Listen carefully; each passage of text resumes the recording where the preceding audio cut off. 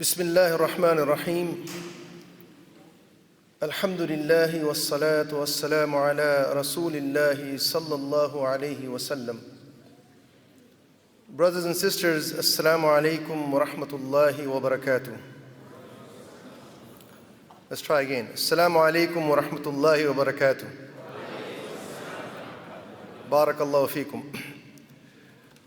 Welcome to the Preparing for Hajj seminar. My name is Azhar Zaidi, and inshallah I will be the host and the presenter of the seminar today. This seminar is the one that is shown on the screen, and there are others, but this is the only Canadian ones. We've already had two a couple of weekends ago, and there are others.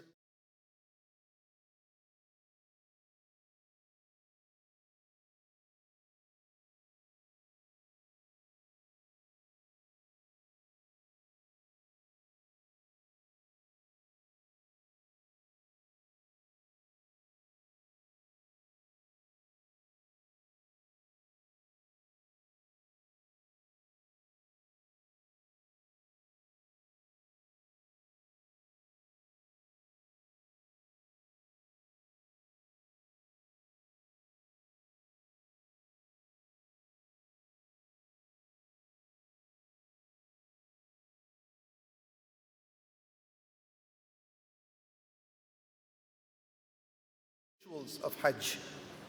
What is fard, what is wajib, what is sunnah, how to put ihram, where to put ihram, how to perform tawaf, what do we do in Mina. All of that is covered in two continuing sessions the next two Sunday. The idea here is that we, generally speaking, cover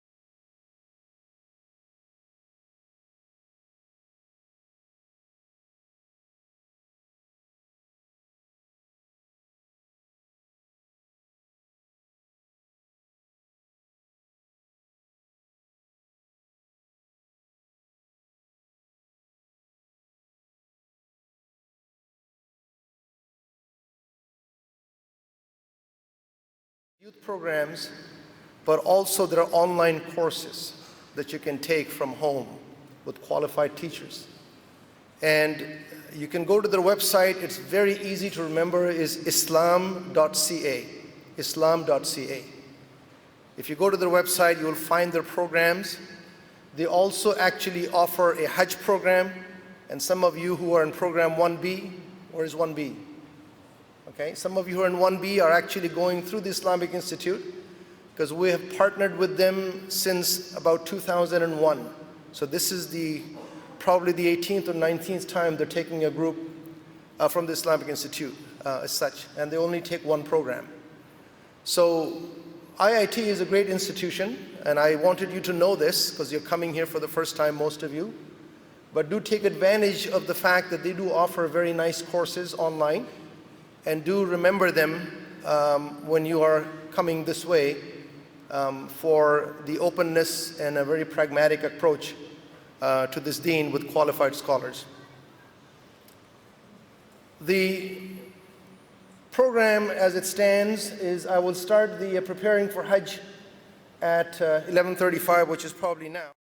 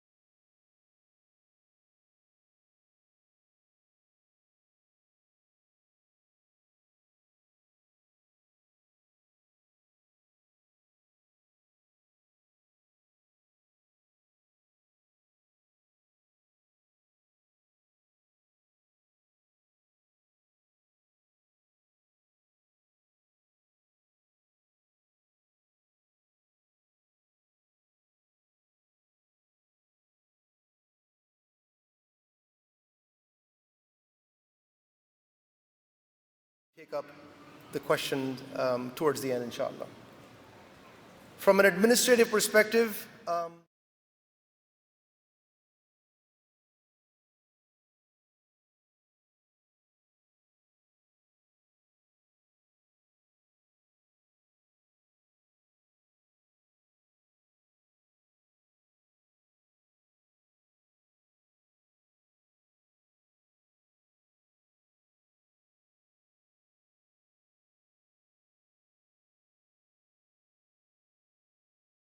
which is to your left as soon as you enter, there's bathrooms for sisters and wudu area, and the other side is bathrooms for men and the wudu area for them, inshallah. So sit back, relax, and enjoy. وَلِلَّهِ عَلَى النَّاسِ حِجُّ الْبَيْتِ مَنِ اسْتَطَاعَ إِلَيْهِ سَبِيلًا. In the Quran, when Allah subhanahu wa ta'ala demands Hajj from us, when Allah commands us to do Hajj, He says, وَلِلَّهِ. What's very fascinating is that there's many ways to structure that particular sentence. That Hajj is mandatory upon you for the sake of God. But Allah subhanahu wa ta'ala said, for the sake of God, He said that first. And that to me has always captured the very essence of what is Hajj. Hajj is something that you do only and solely for the sake of Allah. There's no other reason why someone who lives in a very nice, comfortable home, in a very modern, civilized city, somebody who drives around a really nice, luxurious car, why that person would choose to go and deal with a crowd of a couple of million people, why that person would choose to live in a tent for a few days, why that person would choose to dress in the ihram and wear 2 towels for a couple of days, why that person would put themselves in a situation where they have to ride a train or a bus and go through transportation. There is no logical explanation as to why that person would travel thousands of miles to a foreign place and forego the comforts of their everyday life. There's only one reason, and there's only been ever one explanation. That is that you do it for Allah. Solely and only for Allah.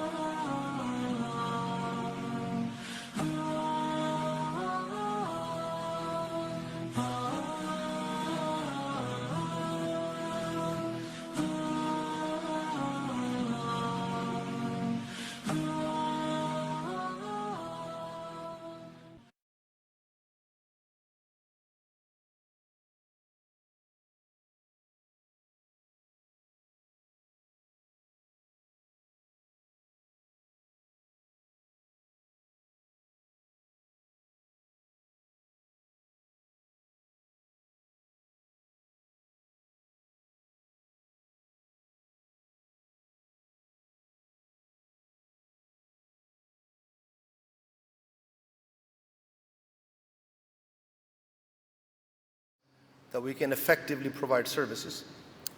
And what are those services? Then we'll talk a little bit about the forum, Hajj forum. Then we'll get into some of the important considerations for you. Then we'll get right down to the steps of the itinerary. When we depart from here, when we arrive in Medina or Jeddah or your hotels, when we go to Mina, when we go to Arafat, one activity at a time, we'll go through step by step. I have a checklist. I've had few people that have asked me, what should I take with me? So I have a checklist as a guideline for you to consider. And then we'll get down to the do's and don'ts of Hajj as such. So this is the entire presentation. In between is the break.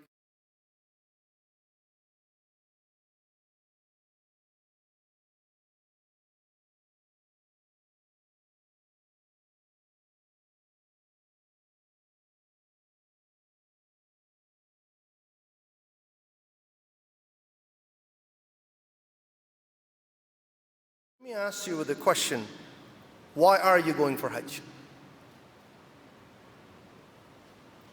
Why are you going for Hajj? This is a question for you to answer to yourself. Why am I doing this? I've had people come to me and said, well, you know, my wife needs to go and she needs a mahram. Is that the reason why you're going? My mom is old, I want to take her for Hajj. Is that the reason why you're going?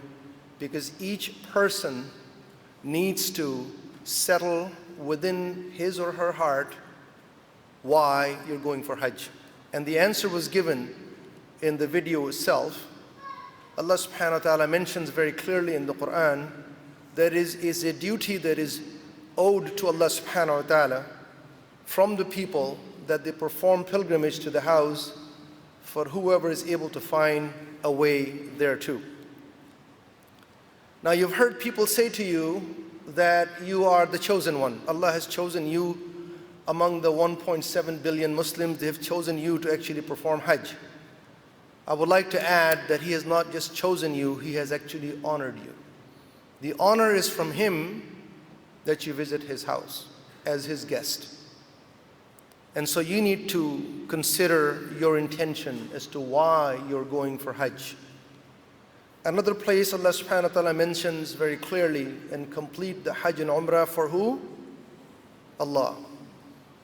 Each person, regardless of whether you're going by yourself or with your family, you may have responsibility for the family in this journey, but each person needs to know that the effort they're pouring forth, the effort they're putting through, they are expecting this to be only for Allah without anyone else in between, and that is the state of the heart that you have to have.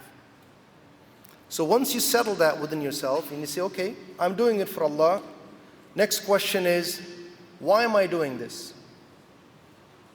What is it, after spending thousands of dollars, leaving your family behind, undertaking this journey in the middle of the summer in Saudi Arabia, in the desert, what is the desired outcome of this trip? Have you thought about it? What is it that you want? A title? Haji? This is a deep down question from the heart. Think for a moment what this hadith, as reported in Bukhari and Muslim, says. That Hajj Mabrur, Hajj that is acceptable, has no reward except Jannah. Has no reward except Jannah. He has honored you to come to His house and in return, get the reward of going to Jannah. That should be your thought process, and that should be in your heart. Or if you return back, the Prophet ﷺ said that he who came to this house with the intention of performing Hajj, and there are some conditions, and I'll speak to that later, without committing or speaking indecencies, returns home free as the day he was born. Can you think of all the sins you committed? Can you just think of all of the sins that you committed? Some of them nobody else knows, you know, and you're ashamed of it. And the opportunity given and the honor given to you is to return back with a blank book, all gone, all removed. But it is done by who? Allah subhanahu wa ta'ala. And it is done because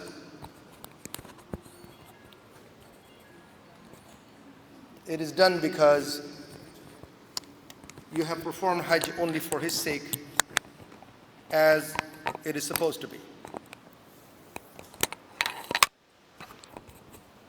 This thing, brother, this thing is dropped off. Do I need it for here? This is for the video? Okay. I need to make sure that I don't just walk away with it.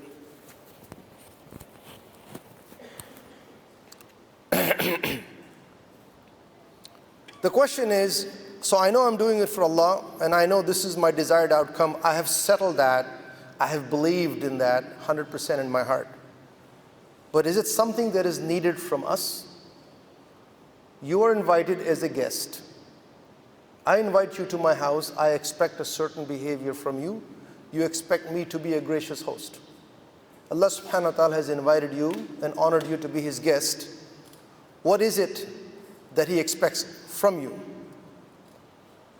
This is summarized in one verse in Surah Al-Baqarah that I like to put forward, and is very specific to Hajj. Allah subhanahu wa ta'ala says, Al-Hajju ashhurun ma'lumat. The Hajj is in the well-known months, that's plural, months. Which month are we in right now? Come on guys, you can do better than that. We're in Shawwal. What's the next month? Zulqa'dah, and then comes Zulhijjah. So what does he mean when he says the Hajj is in the well-known months? Which months is he referring to? All of this. Shawwal, Zulqa'dah, and the first 10 days of Zulhijjah. He's referring to Hajj being, the months of Hajj as being the month we're in, which started right after Ramadan, the next month, and then into the month of Hajj. And then he goes on and says, then whoever then undertakes this journey, makes it obligatory by entering the state of Ihram, here are my rules. Here are my expectations for your code of conduct and for your behavior. They are, number one, فَلَا رَفَسَ وَلَا فُسُوقَ وَلَا جِدَالَ فِي الْحَجِّ. Three things he mentions. There shall be no lewdness. Men and women are exposed to each other. It also means no relationship with your wife, but it also means, generally speaking, that there's men and women openly together during Hajj. So there shall be no lewdness, wala fusuq, and there shall be no committing sins or exceeding the bounds of Allah subhanahu wa ta'ala. And number three, there can be no even arguments. You cannot even argue during Hajj. Three things: no lewdness, no committing sins or disobedience, and no arguments. Stop right here. Ask yourself, is there anyone here who's going to perform Hajj and who intends to do any of these three things? The answer is no. Then why is it mentioned? If you don't have the intention to do it, why is it mentioned? Because you're going to fall into it. If you're not careful, it's not from here, by the way, it's from the heart. If you're not careful, you're going to fall into it. This is a journey of the heart, brothers and sisters. He then gives you an open invitation by saying, وَمَا تَفْعَلُ مِنْ خَيْرٍ, and whatever of good that you do, يَعْلَمْهُ اللَّهُ, Allah has knowledge of it. In this journey, whatever good you do, and I want you to think of beyond yourself here. People say it's my Hajj. What about the guy that came and prayed next to you, that came from Kenya, that you couldn't even speak to? Don't you think it's also his Hajj or her Hajj? So it's our Hajj. And the opportunity, when you have the greatest gathering and the greatest demonstration of brotherhood and sisterhood anywhere on this earth, the opportunity to do good to each other is amazing. Just try it. Just try it. You'll have people who need help. Somebody is lost. Somebody doesn't have his shoes. Somebody needs some help walking. Somebody is carrying a bag. You can pick it up. They don't have to be from your group. They don't have to be from Dar es Salaam. It is someone who's going there for Hajj. So the opportunity abounds. That's why it's an open-ended statement by Allah subhanahu wa ta'ala. And whatever good you do, Allah is aware. Some people take this good as personal. I performed 5 optional tawafs today. That's the good they consider. Or it could be the time that I once stood outside a KFC outlet at the edge of the courtyard of the Haram. I just stood there and people came to me, didn't ask for money. They said, can you buy me this? Because they were hungry. To the point where I ran out of money and I left in tears. It wouldn't stop. We are fortunate, they are not. Or you're sitting in a restaurant in Dar al-Tawheed Hotel, 4C, which is right above the courtyard, and you're having this wonderful open buffet, and at a distance you see some people sitting there on the floor of the courtyard with whatever they have to eat with. And yet we waste the food. It is a journey of the heart. And then comes the next thing, which is why we are here today in this seminar. وَتَزَوَّدُوا. If you wish to take provision for the journey, everybody wants to take things for the journey. They have to prepare themselves. It is valid to do that. Allah subhanahu wa ta'ala says, you may do so. فَإِنَّ خَيْرَ زَادِ التَّقْوَى. But the best thing you can take with you is what? What is that? Taqwa. Is being conscious of Allah subhanahu wa ta'ala.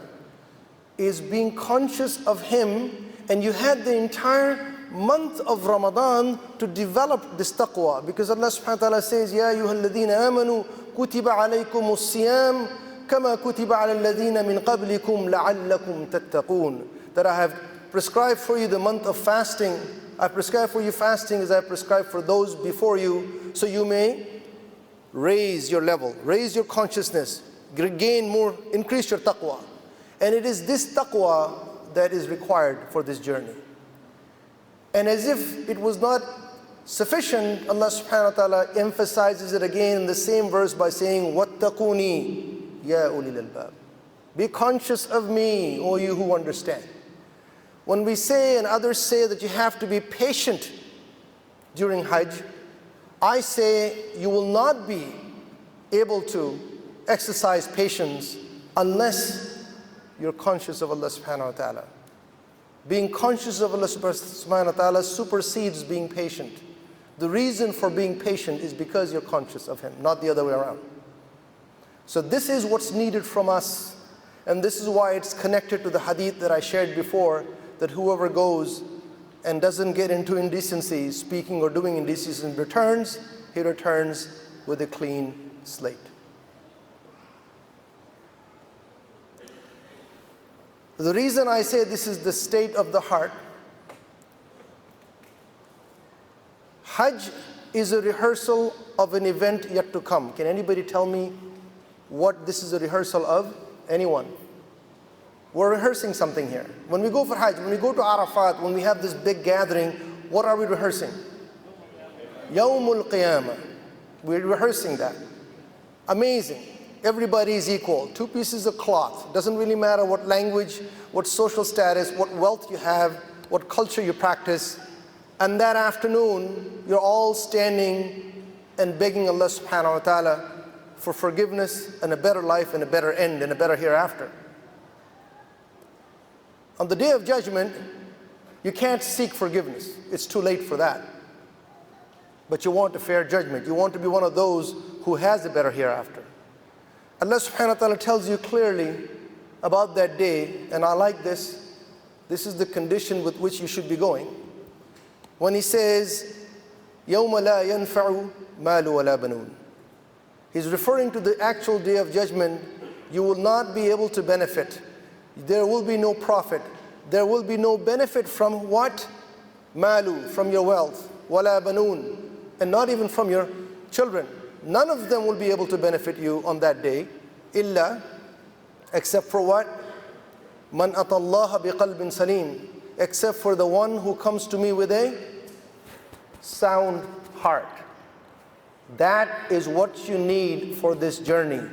I can present this for 3 hours. I can give you videos. I can give you books.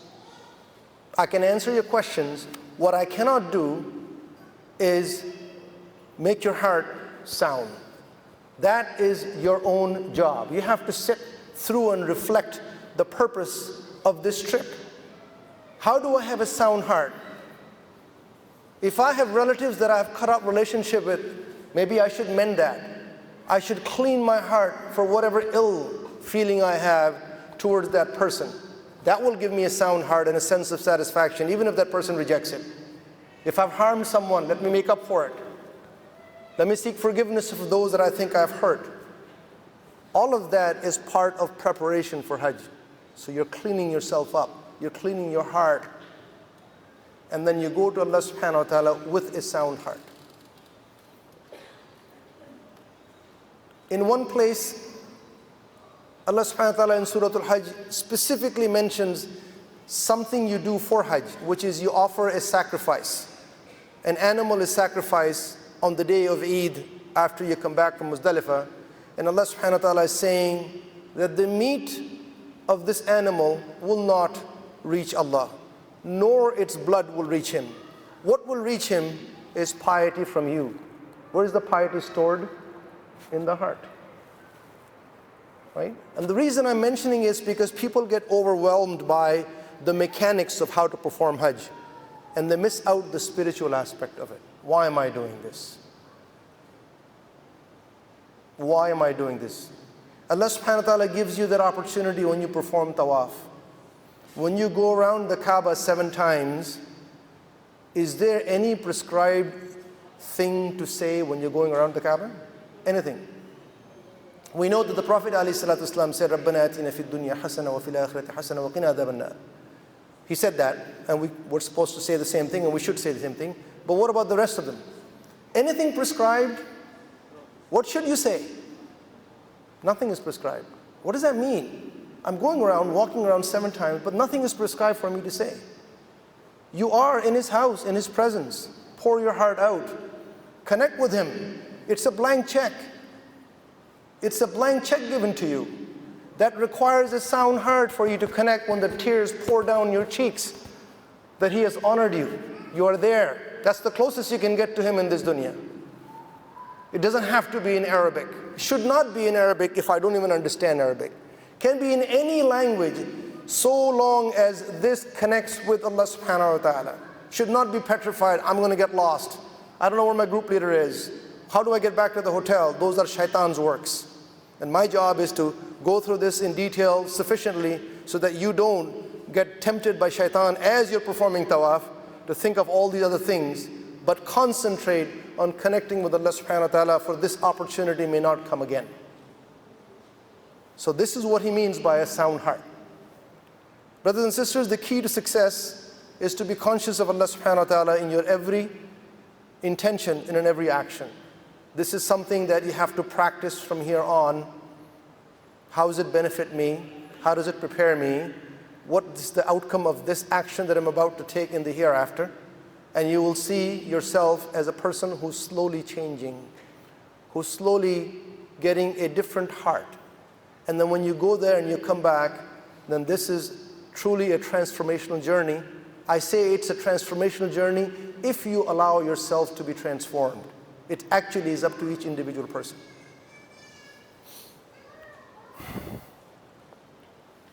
So I thought it would be good to start with that reminder, and I want you to go back and reflect at home what I just said.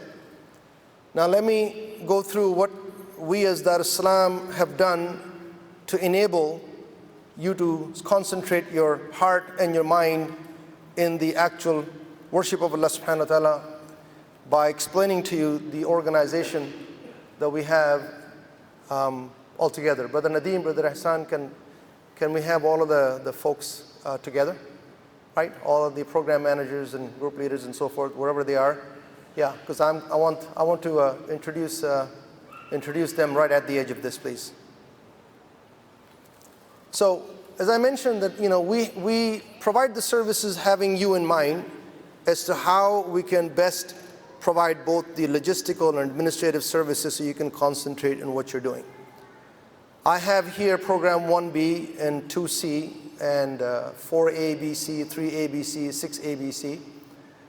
The letters A, B, and C means that the hotel either in Medina or Mecca are different, but the program's itinerary is exactly the same. Services are exactly the same. That's what the A, B, and C stands for. It's just that the hotels are different. Itinerary, services, facilities are the same. The 1 and 2 and 3, the differences are that some of them starts in Medina, some of them start in Mecca, some of them start first, some of them start later. So that's the different ways of putting the packages together because it caters to everybody's different needs. What we do is we will take, I will use the example of program 2, program 4 is here as well, that we actually take the number of people that comes into any one of the programs, they're A or B or C, and then we start to divide them up into smaller groups. For example, in Canada, program 2C, we have 87 people. That's 2 groups. Each group is about 45 to 48. 2 groups meaning 2 group leaders, 1 for each group, dedicated to that group, period. Continue to provide administrative and logistics guidance and directions throughout the trip. That's the purpose of the group leader. You also have an imam. Now I have 2C altogether with United States and Canada, because we don't run the operations separately for Canada and the United States. We combine them. So program 2 in all, as an example, have 10 groups. 3 in 2A, 6 in 2C, and 1 in 2D. How many? 10 groups. About 470 people, 10 groups. Canada has 2C. You have received the emails, 2C have received the emails, right? You can tell the group numbers already. Then you can associate the person who's going to be the group leader with that. Now 2C also has imam. 2A has imam. 2D has imam. 4A has the imams. 4B has an imam. 4C has an imam. The imam is not a one-to-one, one imam, one group. Imam is assigned, 1 or 2 imams are assigned to the entire stream of A or a B or a C. So for example, 1B from the IIT is also 2 groups. We have a group leader and an imam with them. Right? Altogether 1B is much larger than that. So the 2 people you'll get to know is your group leader, because you're in that group, and the imam. And for the ladies, we assign what we call a ladies representative, and that's the person or persons assigned to the entire program. So 2A, C, D will have 1 or 2 ladies representative, because some women feel comfortable only speaking to another woman, or especially the women taking other women to the Rawda in Masjid al-Nabawi, or being in the tents in Mina or in Arafat. So we have a ladies representative to actually help out in that. So we've covered the religious side, we've covered the administrative side, we've covered the religious side. Then we have someone who takes full responsibility for a program. So if I have 10 groups in program 2, I have a program manager and I have an operations manager. They are responsible for program 2, A, C, D altogether. Similarly, program 4 will have an operations manager and a program manager. So the meeting of the group leaders and the imams and the program managers takes place every day over there to make sure that everybody is on the same page. We have our meetings internally. We've already had internal meetings. We all know what the program is all about. We all know what the risks are. And so we are continuing to do that, and we can continue to manage it. It's almost like having 6 organizations within Dar es Salaam, 1 for each program. Then these are actual people and responsibilities. These are, you can say, departments. So when you arrive in Jeddah or you arrive in Medina, there are people dedicated to make sure that they are at the airport. They'll have the list of all the people coming in a particular flight, and they will look for them, to advise them, to guide them to their buses onwards for the onward journey. That's the arrival team. When you get to the hotel, you don't go to the front desk of the hotel. They don't know you. You go to a Dar es Salaam team that's there with the desk, and they give you the keys. Okay? They have actually picked up the keys, or they work with the hotel management. They don't work just for Hajj, by the way, they work year-round. So they've built that relationship. When it comes to transportation, I need a bus to go to Ziyarah, I need a bus to go to Medina, I need a bus for Tawaf al-Ifada. Transportation is across all programs. But we have one person who has the schedule of the needs of each program, when they need it, at what time they need it, what's the size of the bus that's needed. We also have dedicated buses for transportation. So that's another department that we deal with. Luggage. Once you arrive in Medina, once you arrive in Mecca, once you go through immigration and customs, and you put your luggage in the bus, you're guided to the bus, and you arrive at the hotel, whether it's a Medina hotel or a Mecca hotel. From that point on, any transfer of luggage between Medina and Mecca or Jeddah is taken care of by us. The suitcase, not the carry-on, not the valuables, just the suitcase. So, I mean, we're looking at over 7,000 pieces of luggage that we have to manage that way. That's another department. how that is managed, who's going to order the trucks, who's going to make a note of the bus driver in the truck, does he have a tarp over the luggage in case it rains? I mean, we get down to that level of details, right? Passport. That's the department where when you land in Jeddah or Medina, by the time you get to the bus, the authorities over there will ask you for your passport. Don't be smart, give it to them. Some people think, you know what, he didn't ask me, so I'm going to keep it. All you're doing is simply making it inconvenient for those who are working to serve you, because they know how many came and they know there's not enough passport. They'll come back to us and say, we're missing these guys, and we have to track you down and ask you to give the passport. Because the passport is tied to the pilgrim in that particular city. If you're in Medina, your passport is taken from you at Medina airport by the authorities. A day later, it should show up in your mutawif's office. In your mutawif. Mutawif is a person who's been assigned by the Saudi government. He's a Saudi to look after your needs, and he holds the passport. That's how he gets compensated too, by the way, for all the things that he does. And we have dedicated people that actually work inside his office and say, okay, we had a flight that arrived with these many people, show me you have received their passport. I cannot have access to it, but at least I know that you have it. So they track it. When you move from Medina to Mecca, your passport moves with you. You just simply sometimes don't know it. Either the driver in the bus is carrying it, or we have people in duffel bags in the flight with you. And so our guy will go to the Mutawif's office in Mecca and say, show me you have these passports. These passport guys don't ever complete their Hajj, by the way. Once you're back after Eid, on the 11th of Zulhijjah, they disappear into the Mutawif's office and they start sorting the passport according to departure. Because people are departing, they will ask for their passport. So we have a dedicated passport department that tracks the passport until such time that when you're departing after Hajj, the passport is delivered back to you by the Mutawif. That's their department. Departure is the same thing. When you arrive back at the airport to depart, there are people there to help you to check in or any other issues, to distribute the Zamzam which is given at the airport, for example.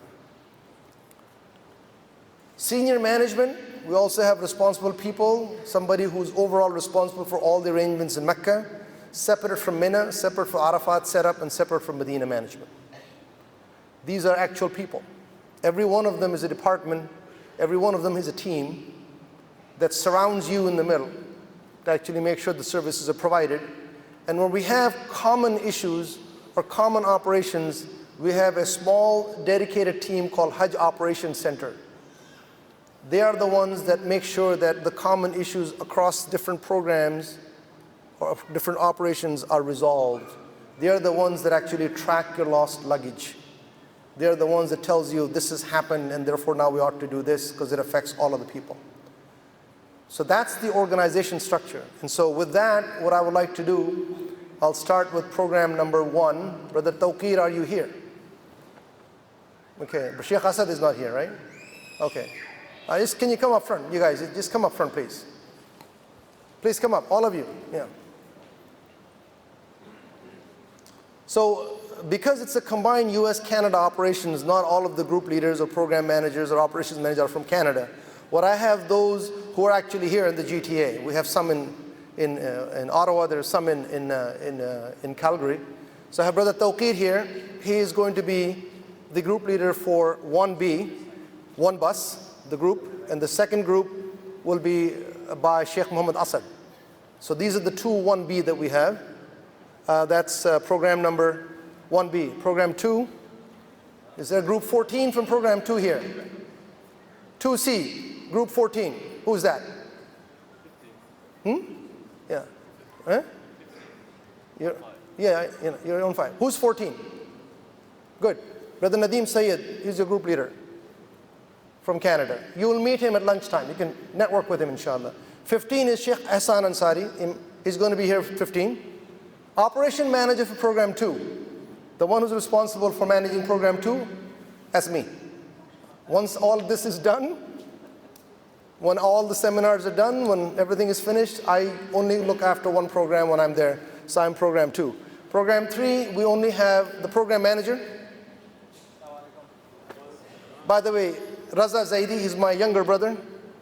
And the ladies rep for program 3 is Maryam Zaidi. She's his daughter.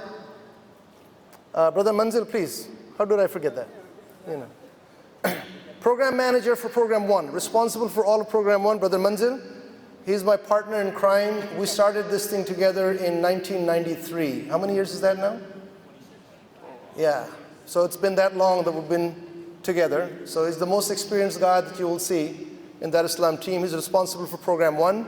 And he's got Brother Yasin from here and Sheikh Asad from here. And then program 2, Brother Haider is a program manager, not here, he's from New Jersey.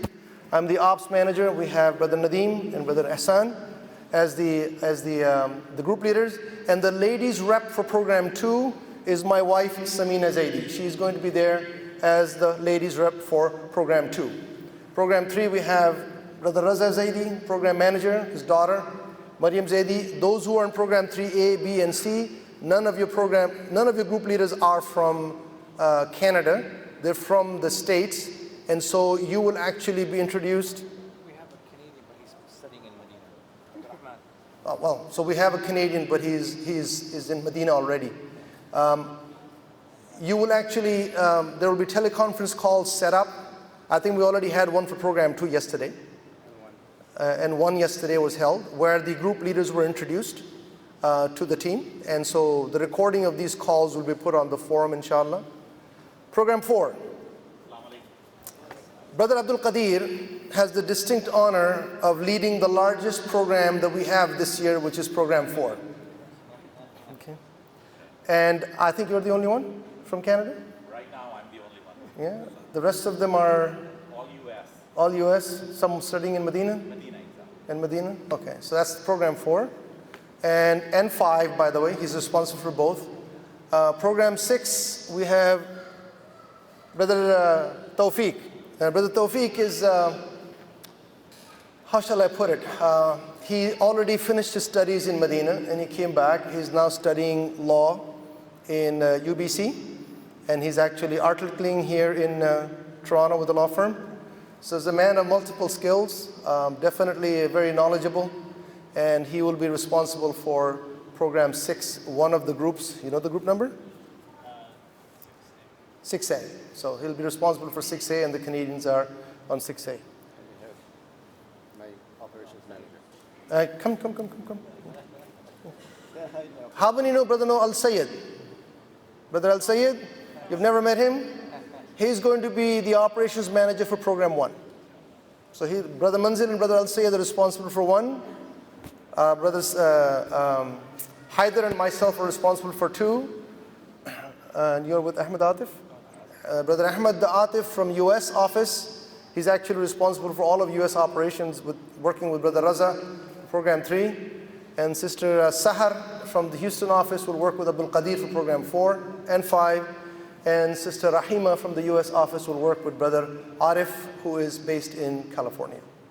So you've met some of the program managers and group leaders and the ladies rep, and they will be here and you can meet with them. We'll divide up this place so you can get to know them and get to know each other.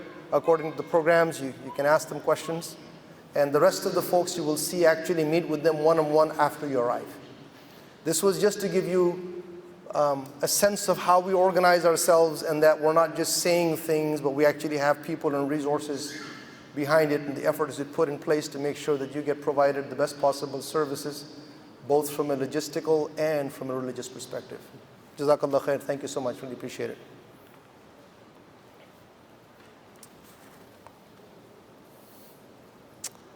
it. In the interest of time, let's move on to what will you receive from Dar Islam? In the US, the visa process has already begun. In Canada, we have done the process for about half the passport. We have to get pre-approval from the Saudi Ministry of Foreign Affairs. We have to scan your passport into their system, wait for their approval, package it together. So we have done more than half of them, but the Saudi consulate has said to all travel agents, don't send your passports until we tell you to. So we're expecting that sometime next week, Monday or Tuesday, will be the beginning of starting to send the passport. And the priority will be given based on departure. So we have, or some other reasons. The first departure from Canada is August the 7th, which is program 1. So definitely we'll send those out. And then program 4 is August the 10th and 11th and so forth. So the process, it will go through. When we say that you will receive a final package from us, when this is all said and done, you will get it back. What will you get back? And that's the list that I want to share with you. The kinds of things it will give you, some of them by email, some of them physically. So the travel documents, when you receive your passport, there'll be a label behind it. We're simply asking you to not remove it at this time. You can remove it when you're on the flight back to Toronto. That's not a problem. And the glue comes off when you use alcohol wipes. It actually comes off. It's not a problem. But for now, don't remove it. Because when I'm in the Mutawwif's office tracking your passport, I just don't open up each one of them. It takes too much time. I simply flip the back side. There's a barcode on it. I scan, scan, scan, scan. Then I know who's missing because I know who's here. So it helps us to sort through the passport process. You should all get your e-ticket, a copy of it. The proof of immunization, you gave us copies of the proof of immunization. If you gave us the original, you must take the original with you. The copy will be kept by the consulate, but you should take the proof of immunization against meningitis with you. They do spot checks. Sometimes you get off the plane into the terminal, you see these guys in white lab coats and they want to see your proof of immunization. So take it with you. We will give you a photo ID card. You don't have a passport anymore. So the photo ID card serves as a person identifying you as Dar es Salaam. It has many purposes. One of them is also for the restaurant guy to know that you can go inside and have a meal. It's also security for the camp, etc. I'll show you a sample. Dar es Salaam luggage identification tag. We also have that. There is something called the e-book. We are in the final touches of the e-book. An e-book is sent to you electronically, will be posted on the forum, that has a day by day. So when I said we pick up your luggage, the e-book will say which date and which time and how we pick it up. Right? So it's a day by day itinerary that we'll send out to you. And general information. We will give each person a book written by Dr. Hamid Slimi about Hajj. His video is already on the forum. You'll also get Husn al-Muslim, which is the book of du'as as well. And Hajj videos are already posted in the forum. As I said, there is no shortage of information. The shortage is time that you should spend on preparing yourself. Program 1 and Program 3, you will start your journey in Mecca, so you will receive your ihram here in Canada before you depart, because you have to be in the state of ihram before you land in Jeddah. So the ihrams are already in the office. It will be sent out to you. Make sure you have it before you depart. Program 2, Program 4, Program 5, and Program 6. Your journey begins in Medina, so the ihram will be given to you in Medina. You will not receive it here. Only 1 and 3 will receive it here, okay? As far as the SIM card that we normally provide complimentary, we'll talk a little bit about it in a different slide, because it's far more complicated than what it is right now. So here's an example of a label on a passport. I want you to see it. What it tells me here, it tells me this person is in group 15. This is his passport number and barcode. This is the name. He's a group leader. He's flying on Turkish Airlines. This is his ID, and he's actually returning on the 3rd of October. This is a few years old passport label.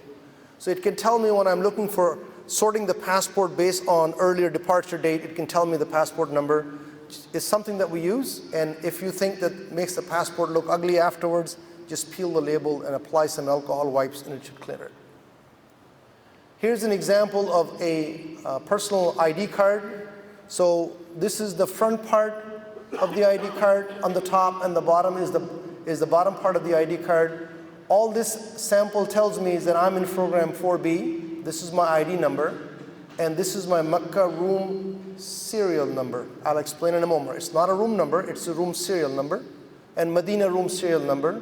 I'm in group 409. really means I'm in group 9 in program 4, okay? And that I am from US. And the back says that I'm returning on the 28th from Jeddah to JFK on SV. My hotel is Mecca and Medina with the room serial numbers assigned. And this, by the way, is the emergency contact number. Don't write that down. That's just a sample. So you'll have an emergency contact number where someone is on the phone 7/24. In case of an emergency, you have to call. So that's an example of the ID card. Let me explain the room serial number, what that is. If I have a flight, program 1, program 3, all of you are in one flight, by the way. All of you are going on Saudi Airlines on the 15th of August, 116 people in one flight. Hmm? 15th, yeah. So when you show up at the hotel, right? Let's say you show up at the hotel. How do I look for your room? I can't go by your name.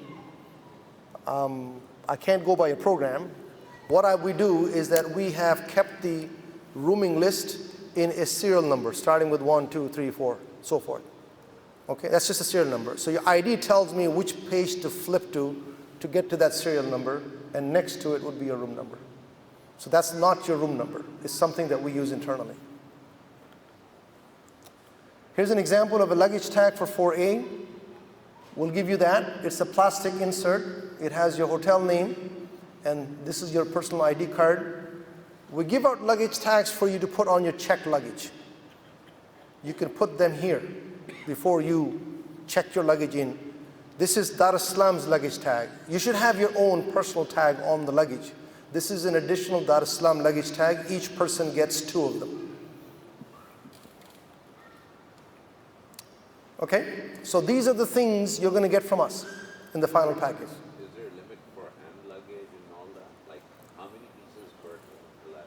So the question is about luggage and how much it's the limit on luggage is exactly when you travel internationally. It's no different. You're allowed 2 pieces of luggage in economy class, 23 kilos or 50 pounds each, and 1 hand carry luggage, no more than 7 kilo or 15 pound each, and a personal item. Right? So you can take a roll-on bag. Everybody will probably take a roll-on bag, and maybe a personal item. Okay? I'll cover that in a bit more.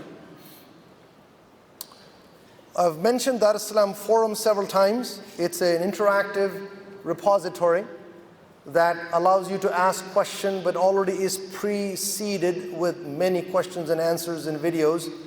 The recording of this seminar will go over there as well, the link to it.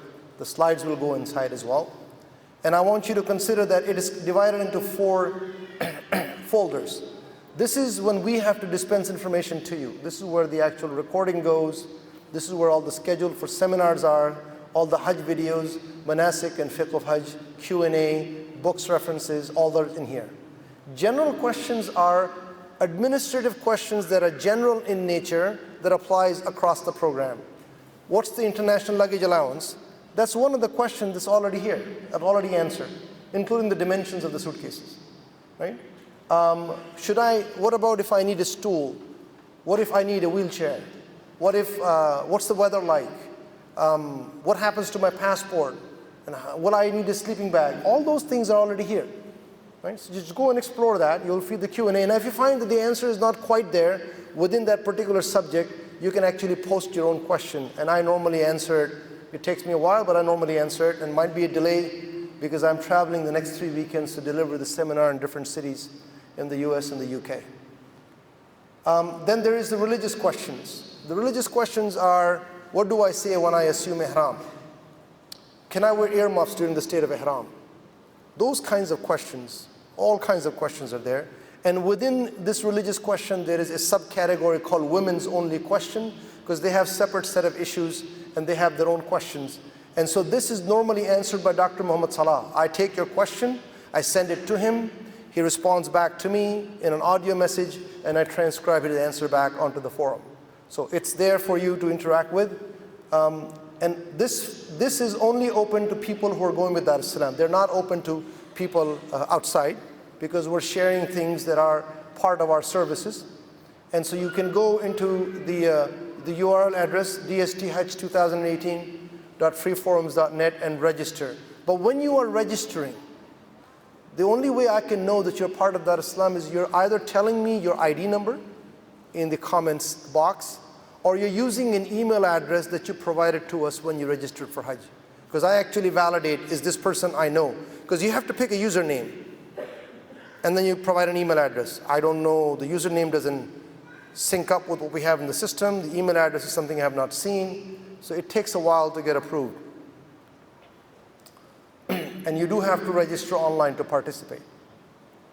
So when you see an email from me that says it's been posted on the forum, and you click on it, and you're not a member of the forum, you won't be able to see it. You have to actually register in the forum first. As of last night, we had 999 members in the forum. This number on June 24th, when I delivered the seminar in New Jersey, was 710. Right? So people are joining. 141 different threads, 448 posts. This is what the main page looks like. So please join the forum.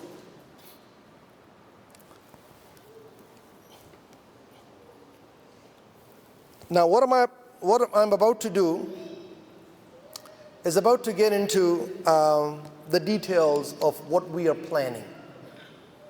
And the reason we're sharing this disclaimer, people always think disclaimer as something that you should be suspicious about. That's not the reason why doing it. The reason for the disclaimer is because for you to know that there are too many variables in Hajj, too many variables. And so this is our plan, and that may not happen according to plan, right? For example, this year, there's a possibility that the Hijri calendar will change. Either there are 29 days of Zulqa'dah or 30 days of Zulqa'dah. There's a possibility. And we won't know it until we're over there. So we have a plan A and a plan B. We have to go with one plan. Sometimes they will come up with regulations that we don't know of. They will actually issue regulations on the spot that we have to comply with. So we are detailing you the plan in detail. What normally tends to happen is people take this and say, but you promised me this. You said this will happen, and you didn't. You guys are liars, right? And the stones from the Jamrat get start throwing at us. Big shaitan, right? So we have a choice. We can do like most travel agents, don't worry about it, inshallah it'll be taken care of. We can do that. Or we can tell you what we're planning with the caveat that you understand there are too many variables outside our control. So we chose to do the latter. Right? I'd rather tell you what the plan is, and then we'll deal with it. So we want to earn in a halal way, but we want to be honest with you.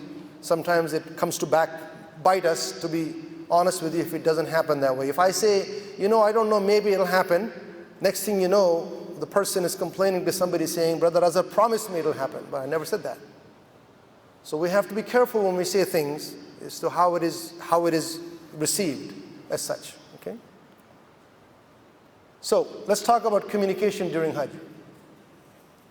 We want you to carry a smartphone with you, a smartphone that works in GSM frequency, and we want you to make sure that it is unlocked from your carrier.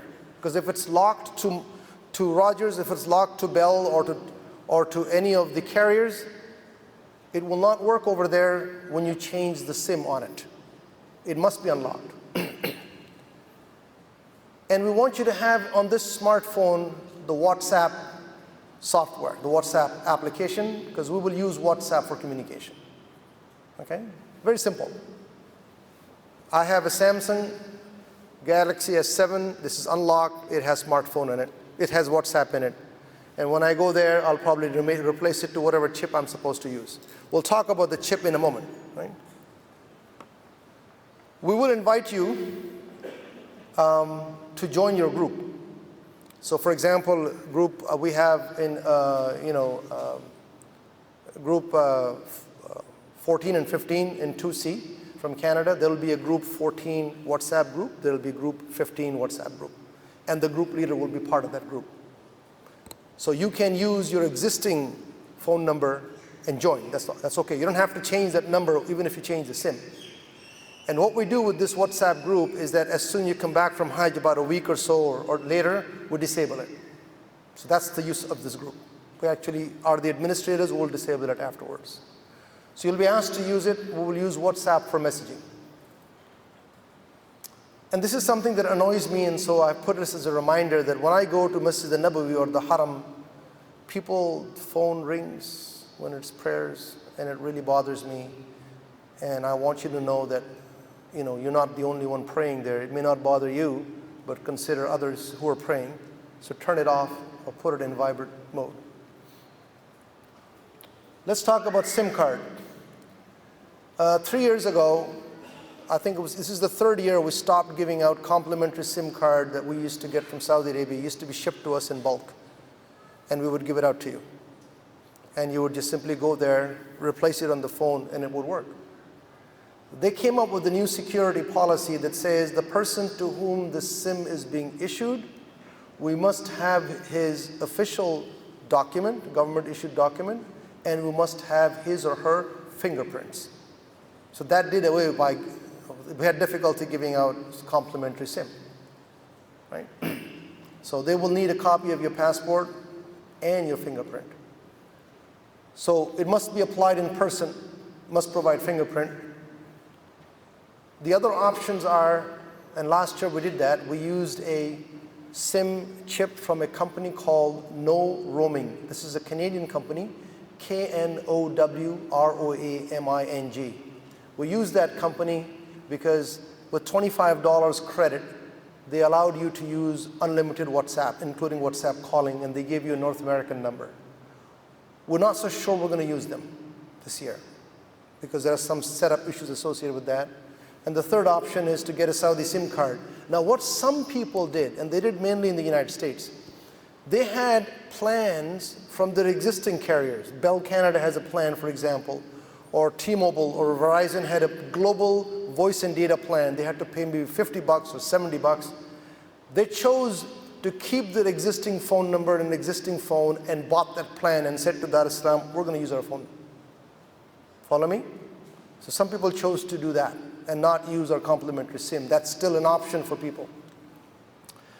We are most likely going to use a Saudi SIM card. What we are working with is a company that avoids this part, that avoids the fingerprinting part. That's what we're trying to do. We're hoping that we'll be able to give you a SIM card that is from a Saudi company, and you can buy their plans, you can recharge the cards for more credits online, but we will not know that until the middle of July, maybe another week or so. We are actually testing it as we speak.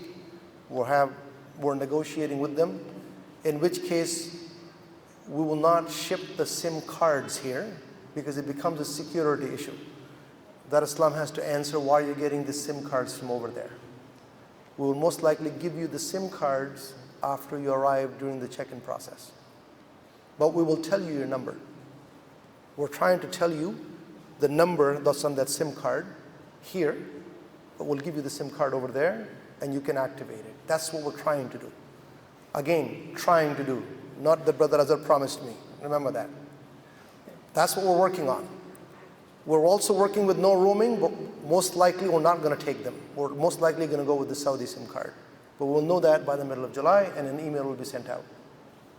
If you still want to go with your own Bell Canada plan, it's up to you as such. Clear so far? Okay, thank you. Consideration for going for Hajj in hot weather.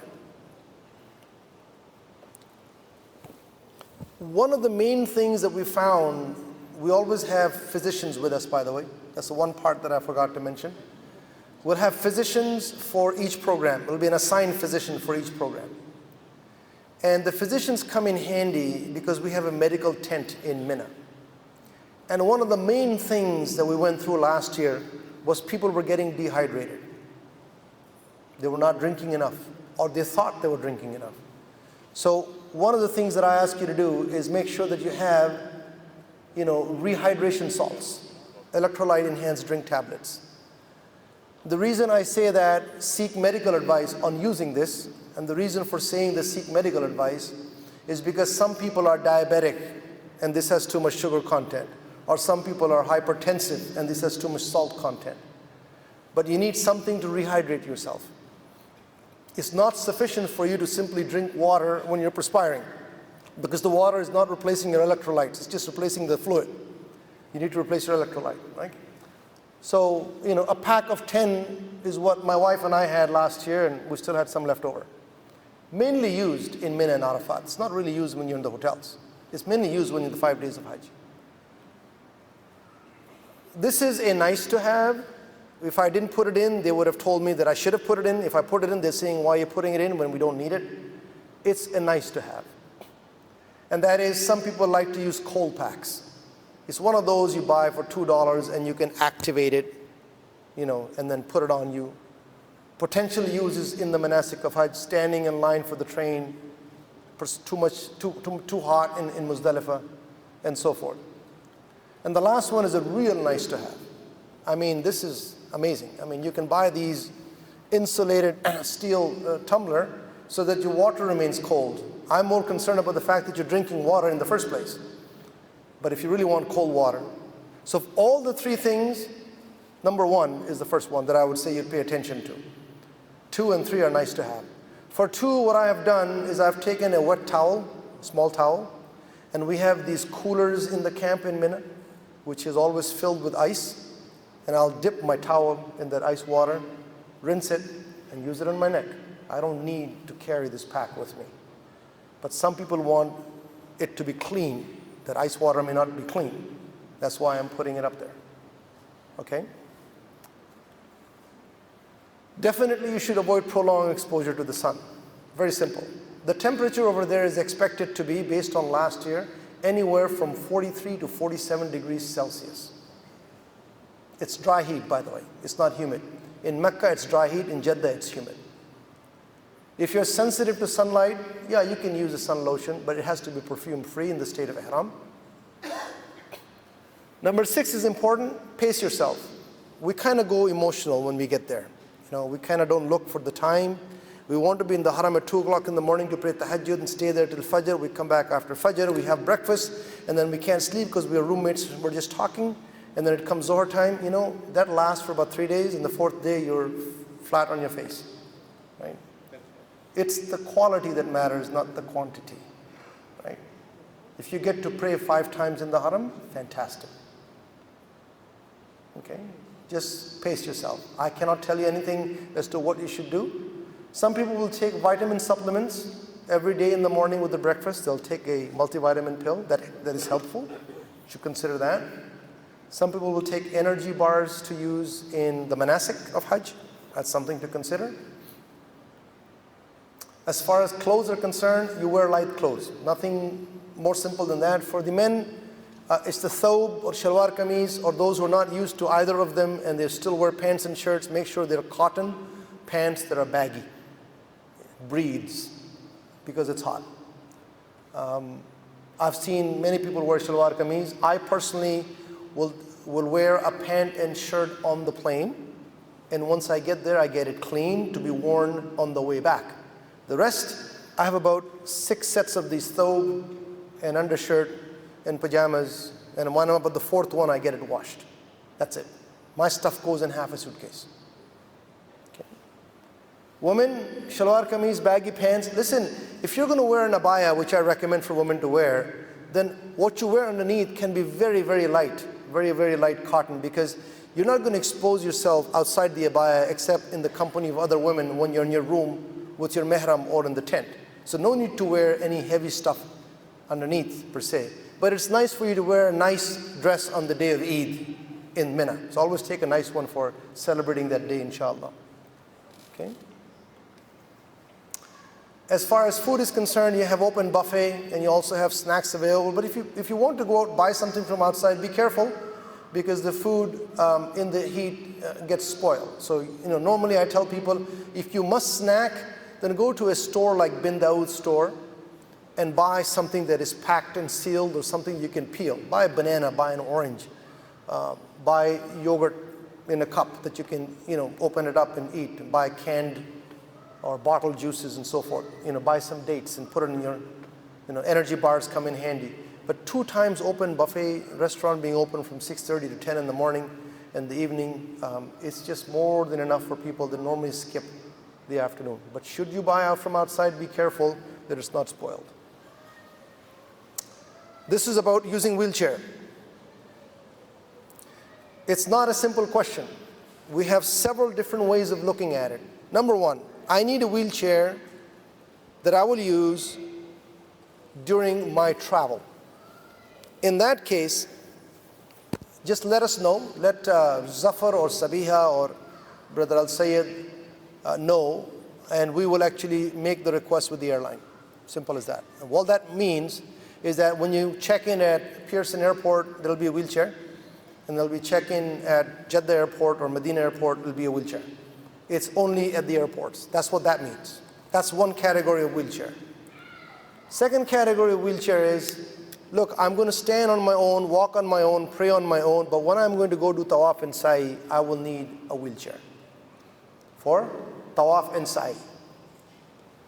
That has to be arranged then and there in the haram area.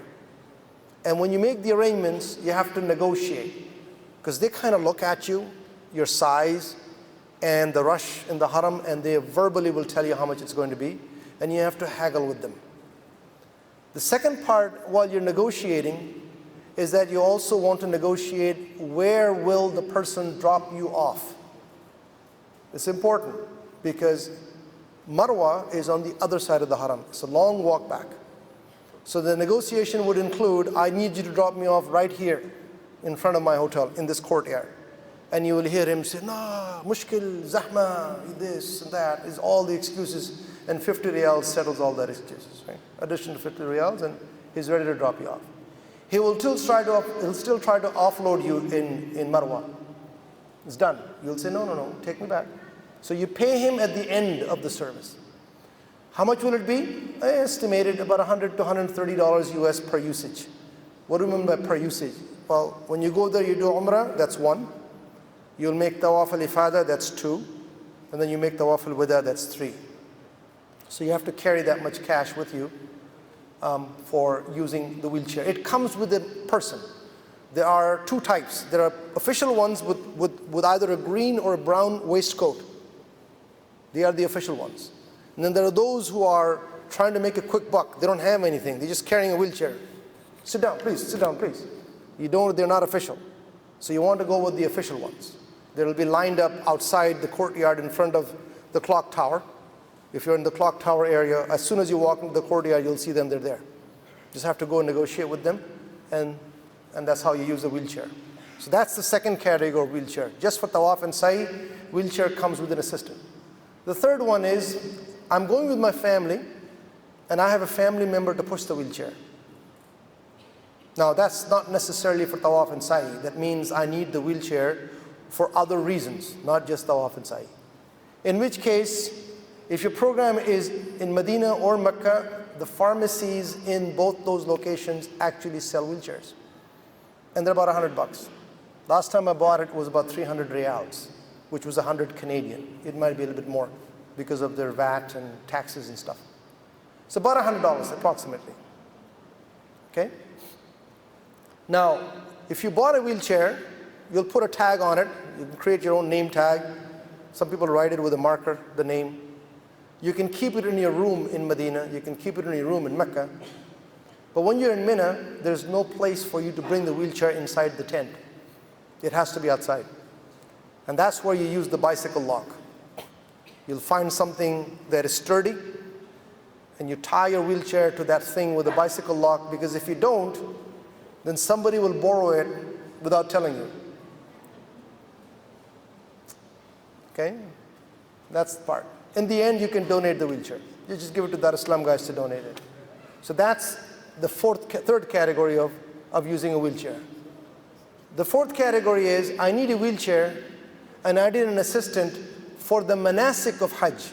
The 8th to 13th of Zulhijjah, That's when I'm in the camps. That's when I have to walk to the train station. I have to stand in line on the train. I have to take the train. I have to walk from the other station to the camp. I have to stay in Muzdalifah. I just can't do this. I can handle the tawaf and sa'i, but I can't do the manasik. I need a wheelchair and a person who will be dedicated to me. Speak to us about it.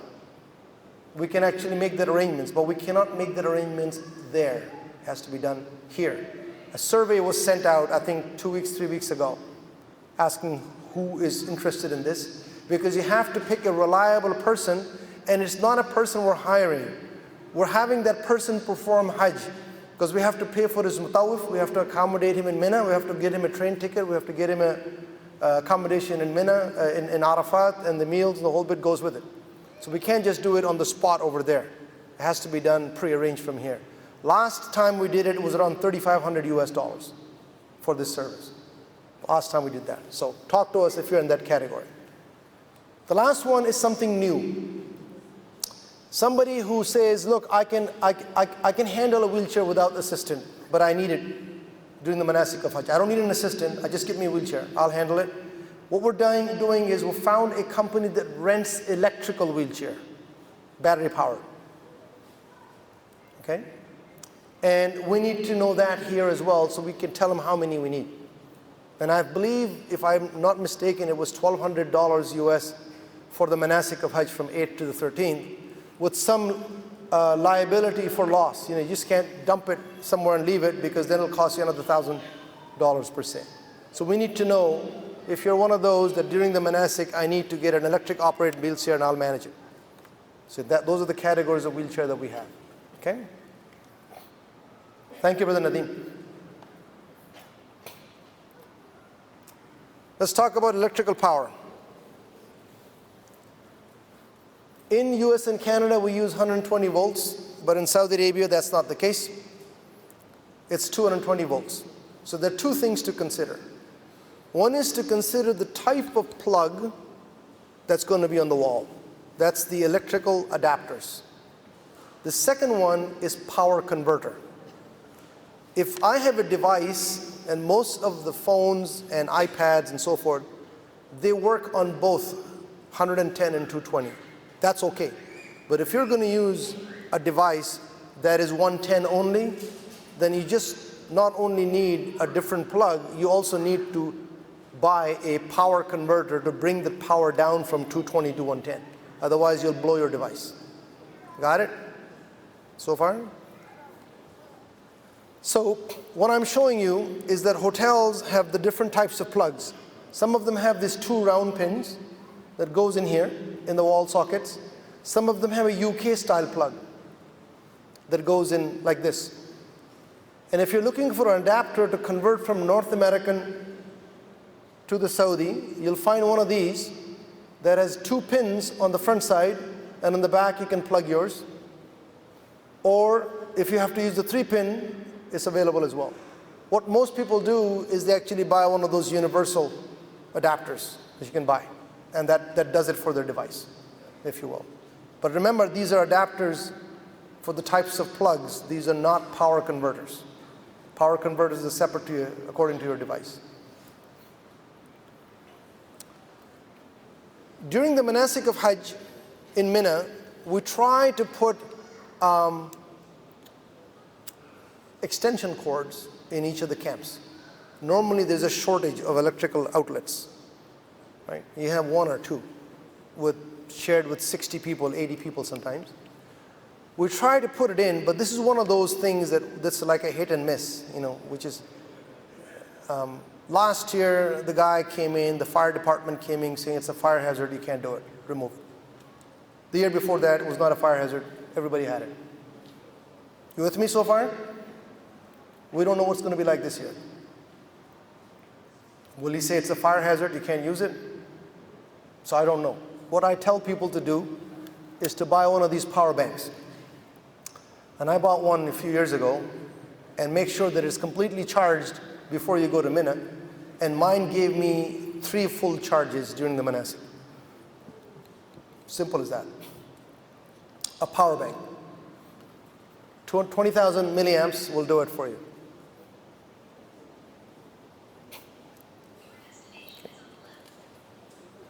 Okay? In regards to Wi-Fi,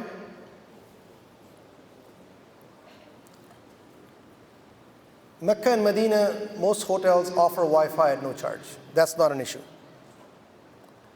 In Movenpick Hotel, the Wi-Fi doesn't work on the ground floor.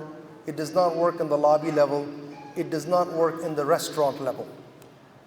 It used to. But they found out that people from the streets were coming in and using it. So what they have done is, it's available in the rooms, but when you come down for dinner, it's not working. It's available in the higher floors. It's not available on the ground floor. 2 years ago, Swiss Hotel decided to charge for Wi-Fi. That was a big ruckus over there. That's why I use the word available in most hotels at no charge. Last year we will do it at no charge. But 2 years ago, Mecca decided to charge, Medina no charge. So this is what we're dealing with. Should I tell you this or should I not tell you this? I believe it'll be no charge, but just be prepared for it. Those who are in Azizia, they want to have Wi-Fi for that one day they're going to be there. This is program 1 and 2. We provide it, but I can tell you that I found the reliability and usability absolutely useless.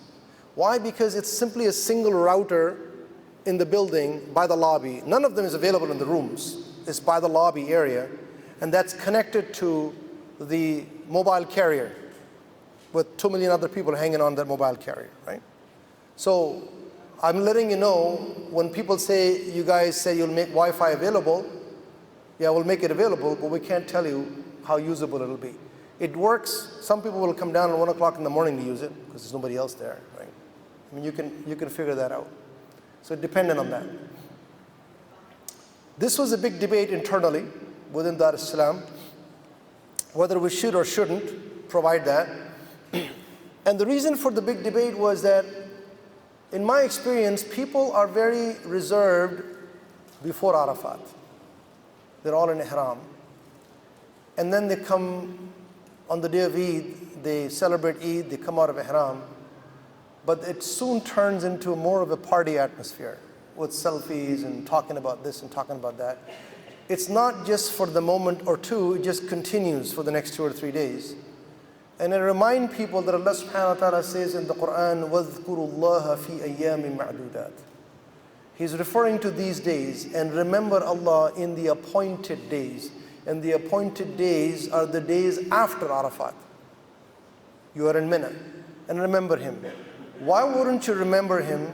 Why wouldn't you show your gratitude if you have just been given a clean slate? If your book's wiped clean, you just came back from Arafat.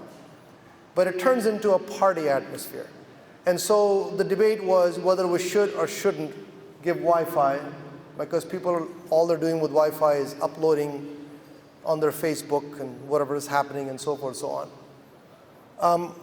We're choosing this year to have some designated area, not throughout the camp, some designated spots where Wi-Fi would be available predominantly for emergency use. We would rather that you concentrate on the remembrance of Allah subhanahu wa ta'ala in those days than be busy. But the choice will be yours to make, because it will make it available for that purpose. When I mentioned, staying away from idle talk, there's a lot of idle talk that goes on afterwards. Okay, Hajj is over, I'm great, fantastic. Your head shines more than mine because I got it shaved, I got to put oil on it, all kinds of stuff. Let's talk about back home. I'm running this business. We get into that, and it's sad.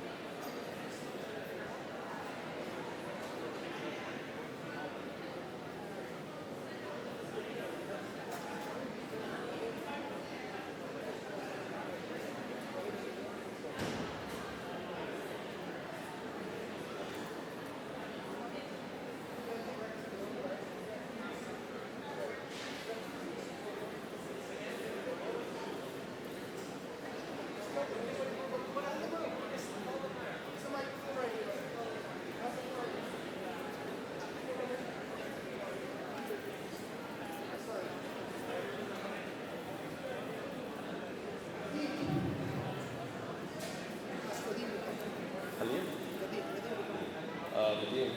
Brother Nadeem, please come to the front.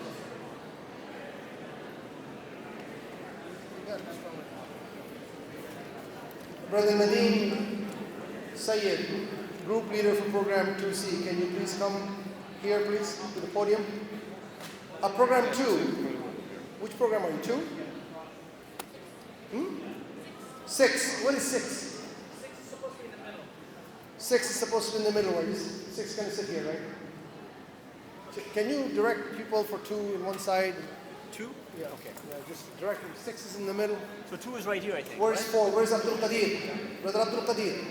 Can you please direct your program 4 here so that you can be here? Yeah, please. Program 3 is right there. Okay. 2 is here. 6 in the middle. Okay. 4 is in the back. 1B is over there. 2 is here. 1B is over there.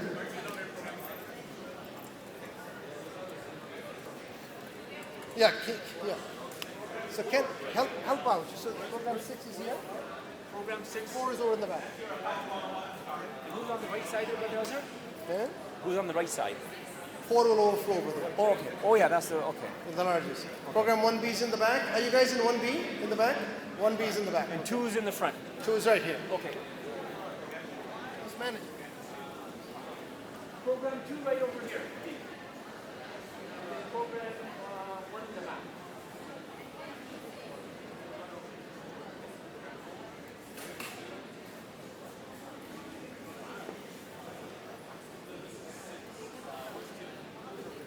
Two's right here in the front.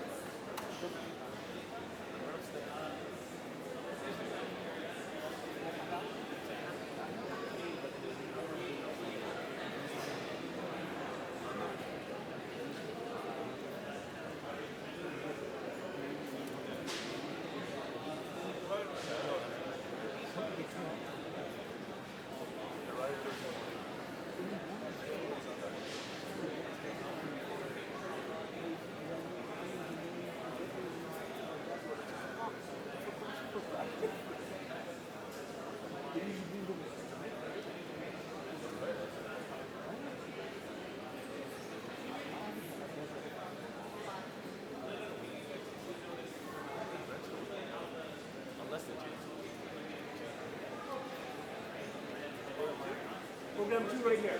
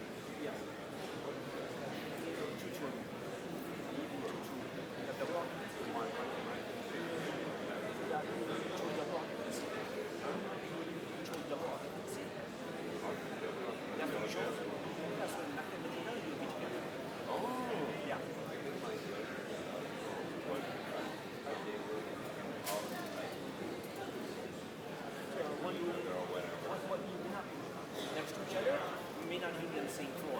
But you and your wife will have your own room, and your brother and his wife will have their own room. But in Azizia, you'll all be brothers together and sisters together. In Azizia. Yeah, you're only here for one night on the way here and one night on the way back. But all the brothers are in one big tent. In Arafat, all the brothers are in one big tent.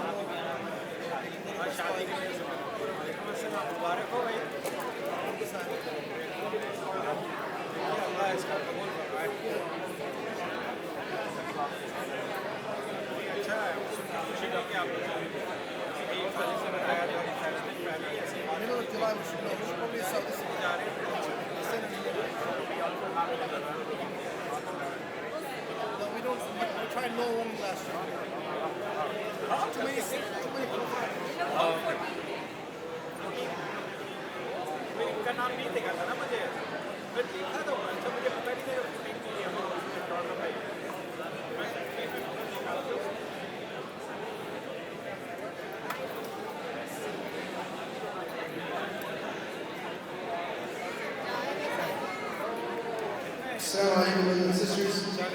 I would like to resume in 4 minutes. If you would please have a seat.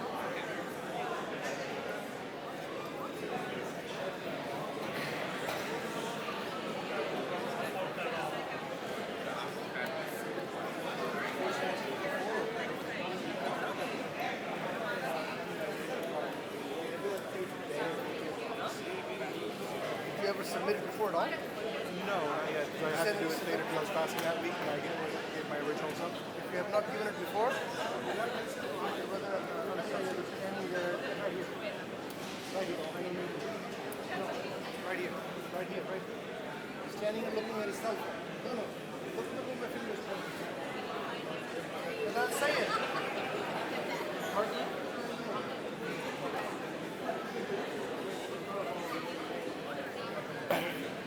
He's coming to you. Right there.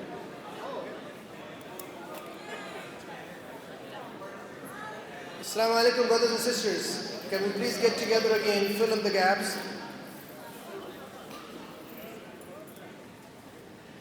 Don't want to be in a position where you miss something and then say, I wasn't there. So before we continue where we left off, I'm being asked to clarify the two sessions next Sunday and the Sunday following that, which is the one on the 15th and the one on the 22nd. These two sessions are going to be about the manasik of Hajj. It's not an either or, it's a continuing class.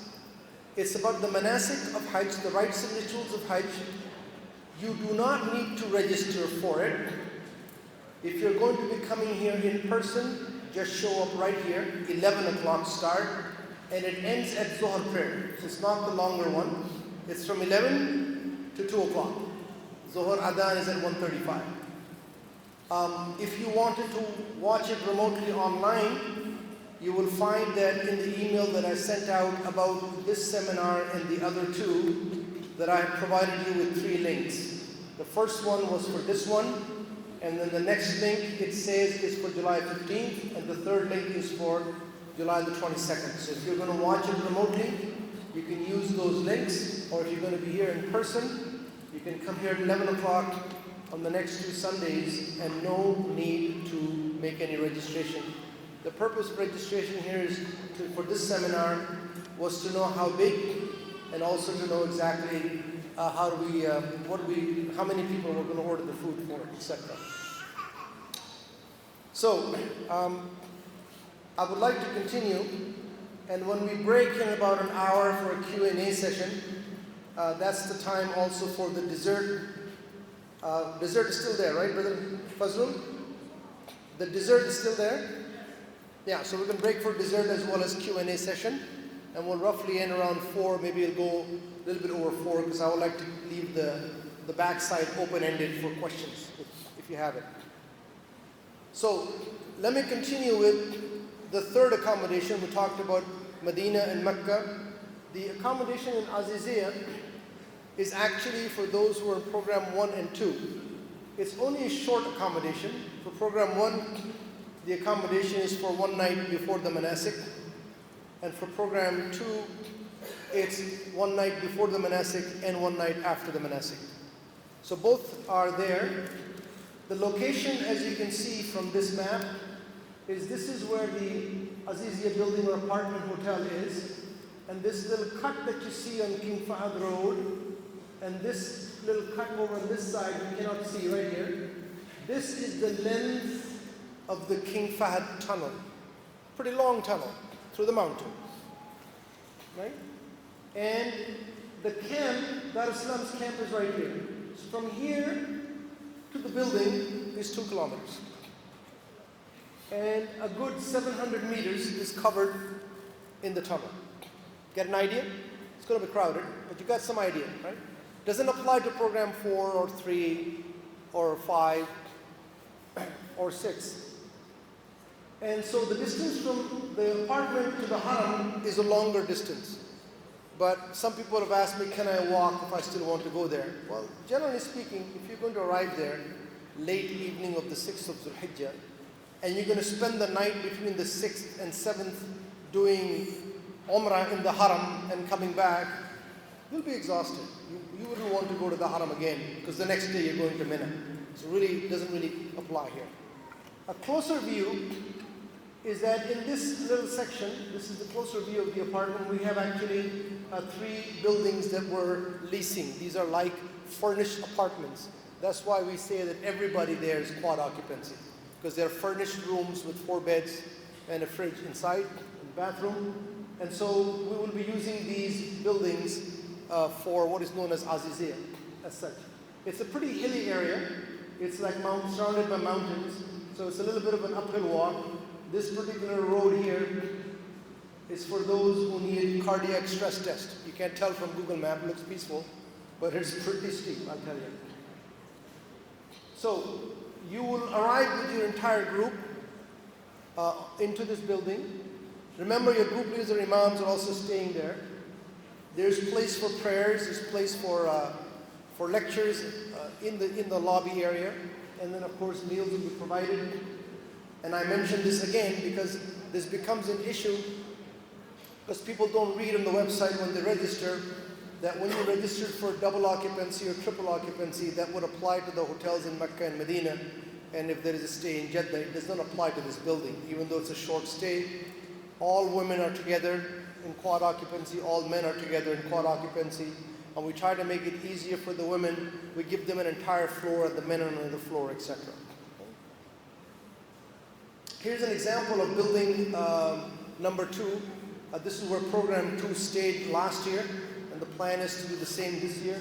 This is from the outside of the building. On the top left, bottom left is the inside lobby area, and the right side you're seeing a picture from last year where a person is giving the adhan, and Sheikh Abdul Hakim Muhammad from the United States is giving a lecture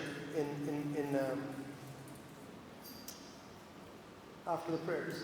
Open buffet is still set up through known catering companies, and there are tables and chairs for people to actually enjoy their meals. Now let's talk about Mina.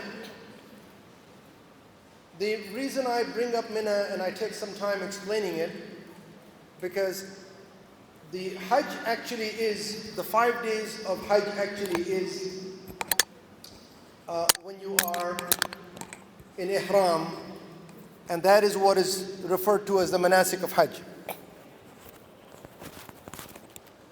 So I'm showing you a picture of Mina just to give you an idea of what it is. These are mountains that you see. This is the valley below, and this is also mountains here.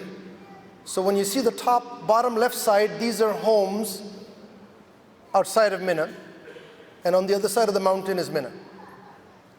The valley of Mina is from one end to the other. It also spread out this way. And what you see in the top right side, what says North American Camp. And then you see a camp called Dar es Salaam Camp. The way the system works over there is that the government, in order to accommodate 2 million plus people in Mina, this is all of Mina, they assign land, and they assign it to the mutawif, says, this is your land, and here's where you set up the facilities to accommodate pilgrims from Indonesia. Here's the land, Mr. Mutawif, you set up to accommodate people from Kenya and from India and so forth. In that scheme of things, this is where the North American camp is. So if you're looking at a Hajj package and nobody mentions where the camps are, of all the Hajj packages that are sold in Canada, I think there's only 2 companies that sells the one that's called Dar es Salaam Camp.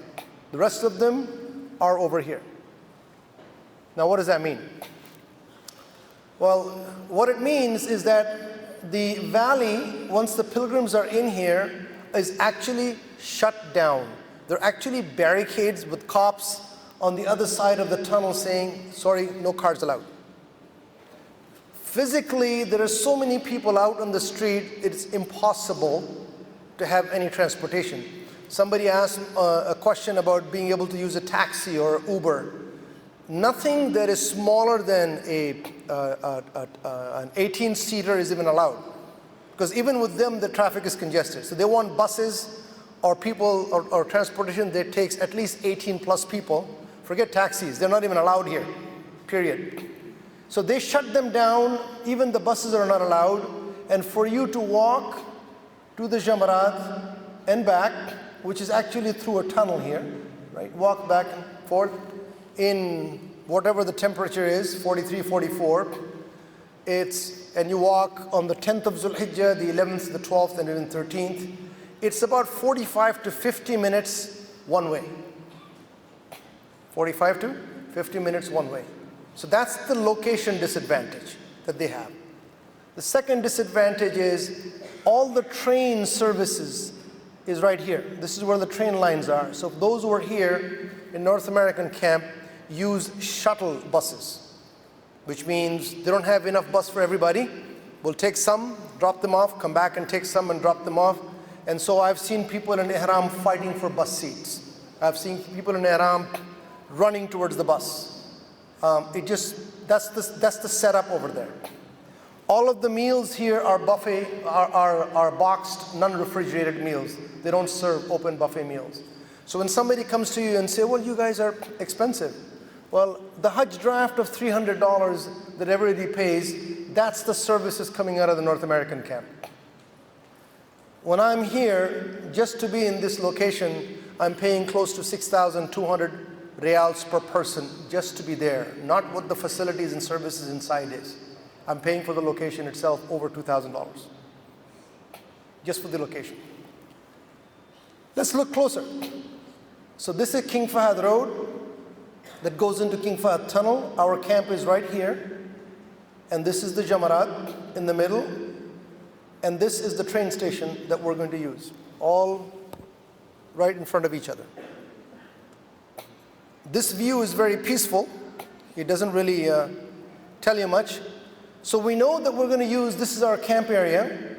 What we do is once we have finished the sales, knowing how many people are in which program, and then knowing how many men and how many women, because the accommodation is going to be different for women, separate for women and men, but one campsite. Metal fence around with the gates. This one is the main gate with the security guard. This gate is usually closed with a security guard. This gate is usually closed with a security guard. This gate is closed. This gate is open for supplies, so because we want to secure the camp. Once we know the people numbers, then we divide the camp. We actually have a CAD drawing that knows exactly every square inch where one can go. And we divide the camp, so I'm going to share with you an example of division that was done probably 2 or 3 years ago, just to give you an idea. So this is an example 2 or 3 years ago where the golden color on the left side was where program 4, A, B, and C men were accommodated. And their open buffet was set up here. On program 4, A, B, C, women were accommodated right there inside the camp, and their open buffet was set up there. This red color bathroom was divided into half, entrance for the woman from one side, men from the other side. Okay? And this is where the executive lounge is. This takes the largest space for program 5 and 6. Program 5, who have beds, they actually, for the women is on one side and for the men on the other side. So this is executive lounge. Their buffet is inside. They also use this bathroom for the women and they use this bathroom for the men. And then the buffet for program 3 is set up in here for the men and the women, and then 2 and then 1, and so this is how the camps are divided. People ask me how many people in a tent. There isn't really a standard size because it's oddball. You know, they stuck up the pillars, and some tents are bigger, some are smaller. But if I were to imagine for a moment a square space for a tent, I would say a tent will hold 10 to 12 people. And the way they hold 10 to 12 people, you will see it shortly, is that the heads are on one side of the wall with the feet in the middle, and the opposite side of the head and the feet in the middle. Okay? And people forget the fact that this is still desert. And the fact is that it's not occupied at all throughout the year. It's only occupied for these 5 days of Hajj. That's it. And once people leave after Hajj, everything that has been constructed, dry walls, sinks, toilets, are all torn down. Because they don't want anybody to start living there with availability of water and electricity and toilets and so forth. Everything is built from scratch. So this is nice, peaceful view. Now let's look at reality.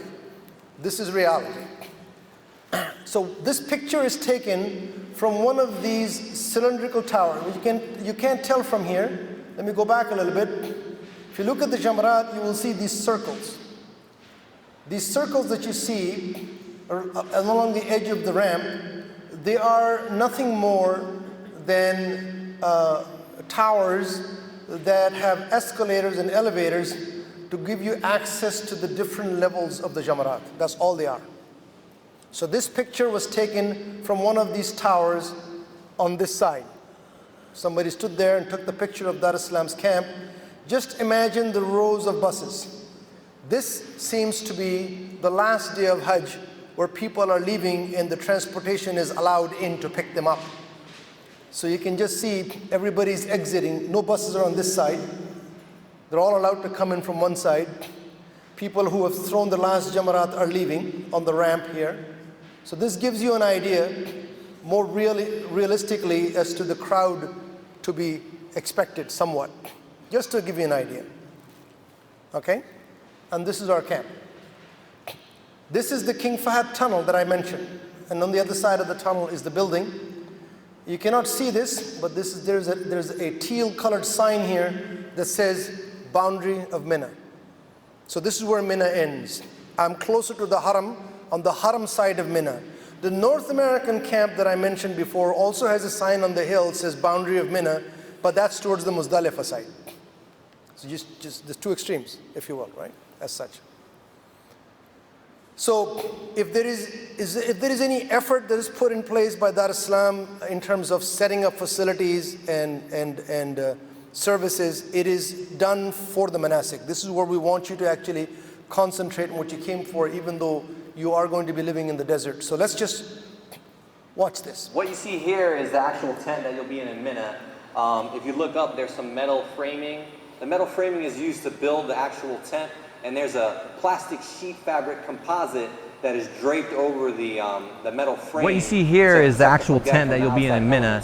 If you look up, there's some metal framing. The metal framing is used to build the actual tent, and there's a plastic sheet fabric composite that is draped over the metal frame to protect the Hajj from the outside elements. What Dar es Salaam does is that we go a step further, right? We put in sheetrock here to give you a sense of structural stability when you're actually in your tent, a more home feel, right? We put in the ceramic. All the ceramic was done just this year. This is brand new ceramic, and then we add like the little touches, right? Here you have a luggage rack that we've installed. You have a fan, you have electrical outlets for your personal phones, or if you have a CPAP machine, you can use it for that. We've also entered brand new this year AC units. There's an electrical AC unit on each side of the room. Some rooms have one, some rooms have two, depending on their size. And they've actually replaced these old water-cooled AC units from the late 70s, early 80s. What these are, they're water-cooled AC units. They typically work well in drier environments, but we felt we wanted to go a step further and put in actual electrical AC units for the comfort of the Hajj. We furnished the rooms as well. Here you have a beautiful sofa bed, which basically is, we hand pick it. We try to pick the best fabric and material as possible so you can feel comfort while you're laying down or making ibadah or sitting. You're still in a desert, right? We're still in the middle of a desert. It's still going to get hot. So comfort really for us is a top priority. We want you to focus on what you came here for, and that is the worship of Allah. Just to let you know, the space is limited. We actually assign each person a space. So when you are in a group 14 or 15 or whatever the group number is, on the men's side, 1 by 1, 14 finishes, 15 starts, and so forth. And the women's side, the same thing. Bedding is provided. We mentioned that that sleeper chair that becomes a chair and can become a mattress. And executive lounge is only for program 5 and 6. Anybody who is not in 5 and 6 don't have access to it. And program 5 also have the single foldable beds. And of course, men and women will be in separate tents. Just to think about it, in 2 o'clock in the afternoon, the AC is on full blast, right? It's not going to be air conditioned. I mean, we say air conditioned tent, but that drywall is there, but the top canopy of the tent is still fabric material. So all the air is escaping. You know, we can't do anything about it because that was put in place. These are made of fire retardant material, and that was constructed in 1997 or after the fire of 1997. So when everybody leaves, they remove the middle partition so you can see through all the way across, but the top part remains. And so every year we come in and we have to reconstruct that.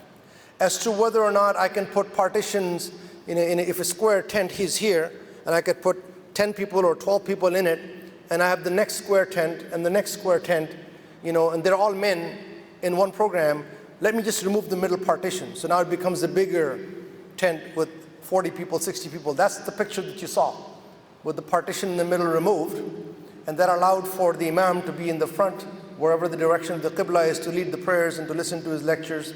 You take your buffet, you go inside, you sit down, you eat, you throw the leftovers or the plates outside, and that's the setup as such. So once the tent construction is done, these are some of the pictures. So we'll actually put room numbers so you know which room you came from, because these are doors, slipper sacks for you to put the slippers in place, outdoor carpeting, numbering for you see program 1 women, program 4 men. These are the walkways, the aisleways in the middle of the campsite. And it's also well lit at night. And you can see these coolers here. So these coolers are nothing more than, they contain, one will contain water, one will contain juice, one will contain a pop, for example. And the idea here, they're strewn throughout the camp. The drinks are available 7/24, hot drinks and cold drinks, so that you remain hydrated. So here's an example, a picture from the video that you saw. So the imam is on that side. You fold the beds up, you pray the jama'ah here, you listen to the lecture, you bring your food in, you eat here when it's time to sleep. So this is how close together you'll be. And you guys can decide amongst yourselves as to who wins the snoring competition. Okay. What the group leaders do before you arrive on the 8th of Dhul Hijjah, the group leaders will disappear from wherever they are. And they will come in and they will start putting ID tags. So this is an example of last year. Whoever is this person, this is his pillow, brand new. This was his duvet, for example, and everybody had an ID tag. So somebody says, I need a CPAP machine. So we will make sure that that person's located near an electrical outlet, because they need that.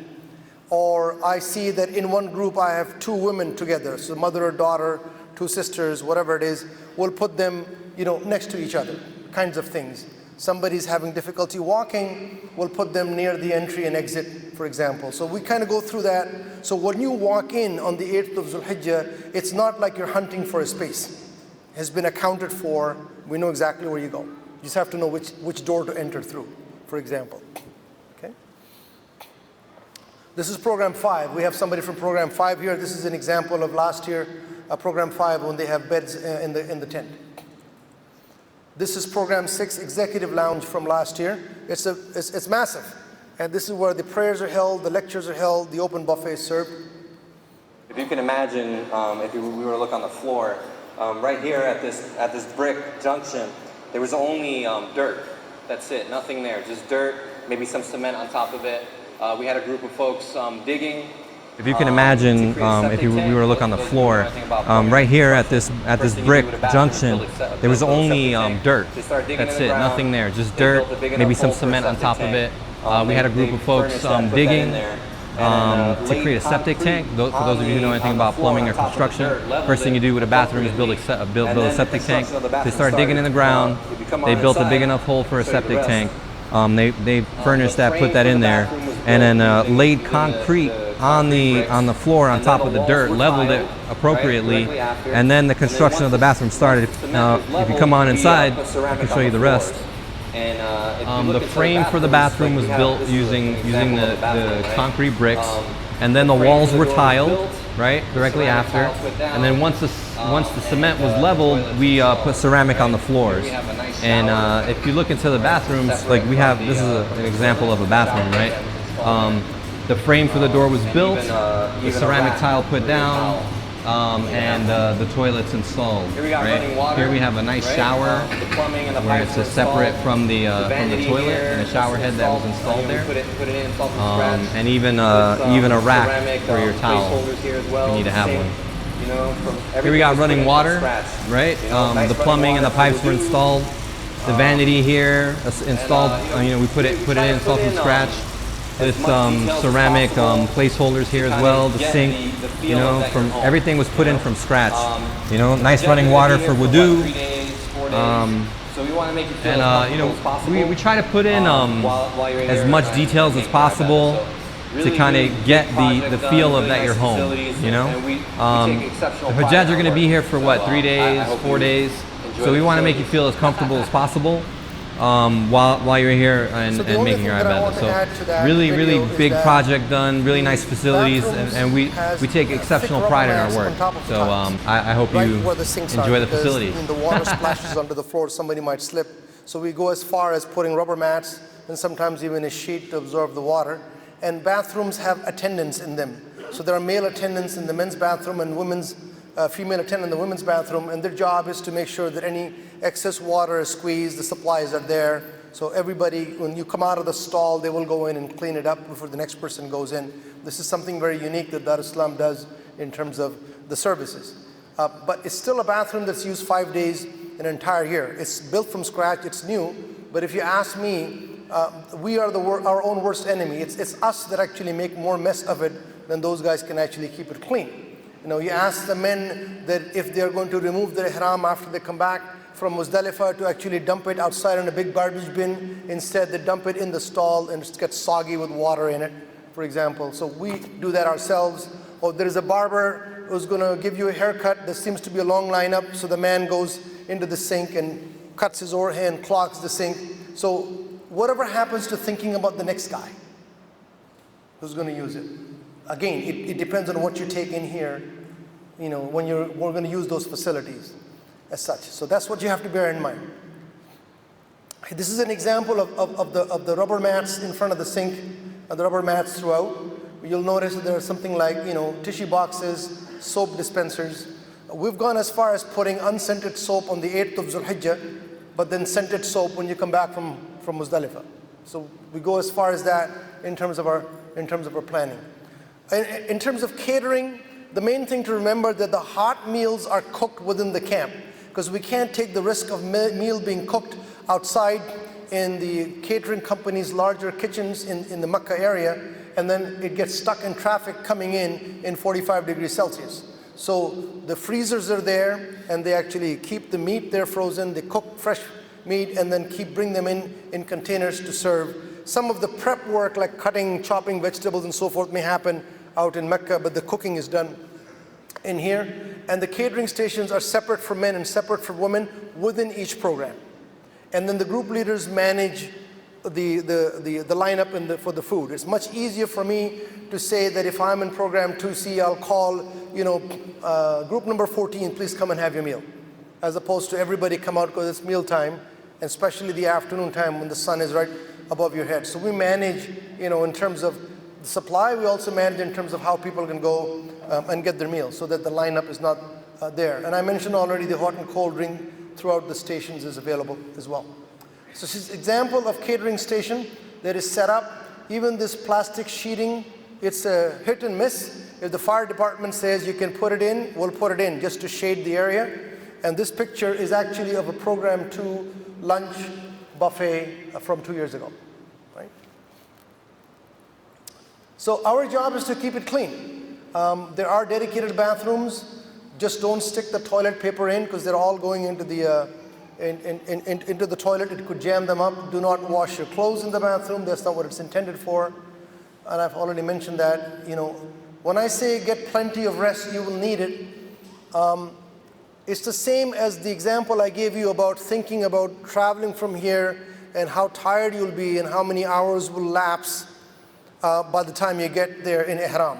Same thing, if you think about what's going to happen in Arafat and Muzdalifah, and when you're back, you will realize that it will be taxing physically on you, that you better relax on the 8th of Zulhijjah. You better take it easy. There is no such thing as time to sleep. You're tired and it's not prayer time and it's not meal time, you want to sleep, you sleep. There's no such thing as sleep time. I tell people to take their watches. Once you land in Jeddah or Medina, put it away, it's useless. Because all it does, it says, oh, time for this. Why is this not happening? It's just simply, just watches on. When you hear the adhan, pray. When you're hungry, eat. When you're tired, sleep. That's basically how you go by, essentially. And the reason for it is because you're going to get used to 20 people in the tent. You're not used to that. You're barely used to 4 people in a room. So you're going to have to get used to that. You're going to get used to the noise pollution and the light pollution. And then we'll tell you that we're departing for Arafat at 4 o'clock in the morning. Why is that, brother? Why are we leaving at 4 o'clock in the morning? Well, we are located across from station number 3, and the authorities decide when the tents in that area will depart. Because the trains run from station to station. They will start from Mina 3 to Arafat 3. They'll skip Mina 2, Mina 1, Muzdalifah, because there's no point. On that day, you're going from Mina to Arafat.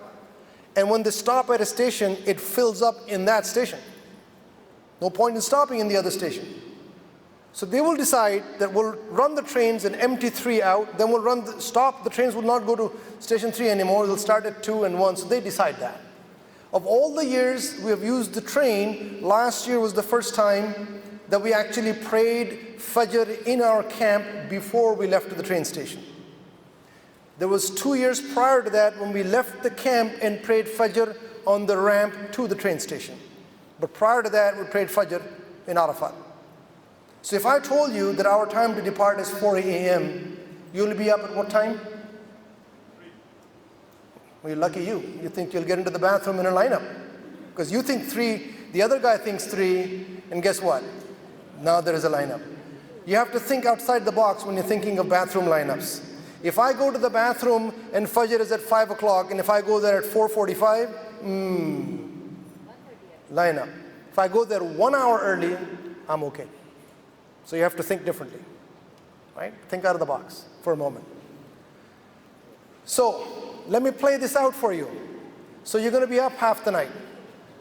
You're going to get on the train. You're going to go to Arafat. That's the day you're excited. That's the day you're going to pour yourself out to Allah subhanahu wa ta'ala. And then I'm going to bring you out in that heat into Muzdalifah.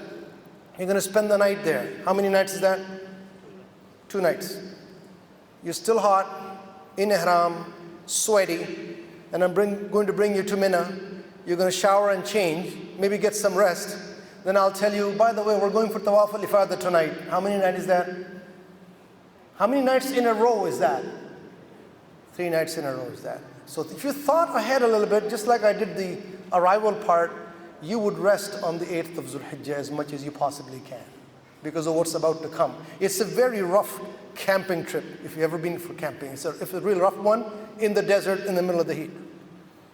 So I already mentioned the train holds 3,000 people, 250 people in each car, roughly 12 cars. And the train, by the way, runs 2 days a year. What? 2 days a year. It takes you on the 8th, on the 9th to Arafat. In the evening brings you to Muzdalifah. Next day brings you back to Mina. They're done. Why did they build the train station and all of that investment for 2 days a year? Because I've been one of those that used to take the bus. I mean, there's some of those that have done Hajj in the 80s and the 90s, right? And let me tell you, Arafat to Muzdalifah, if you left at 6 p.m. after Maghrib from Arafat, you'd be lucky if you got there by midnight. Distance of 7 kilometers in 7 hours. It was so crowded, the bus driver would drive for 50 feet. Not only that he cannot go any further, he would turn off his ignition because he knows not going anywhere. So that's why they came up with the train, to remove the number of buses. So it has its own challenges, but it's still better than buses. Trust me. It has its own challenges, and I'll refer to those challenges. So we are on Mina station number 3.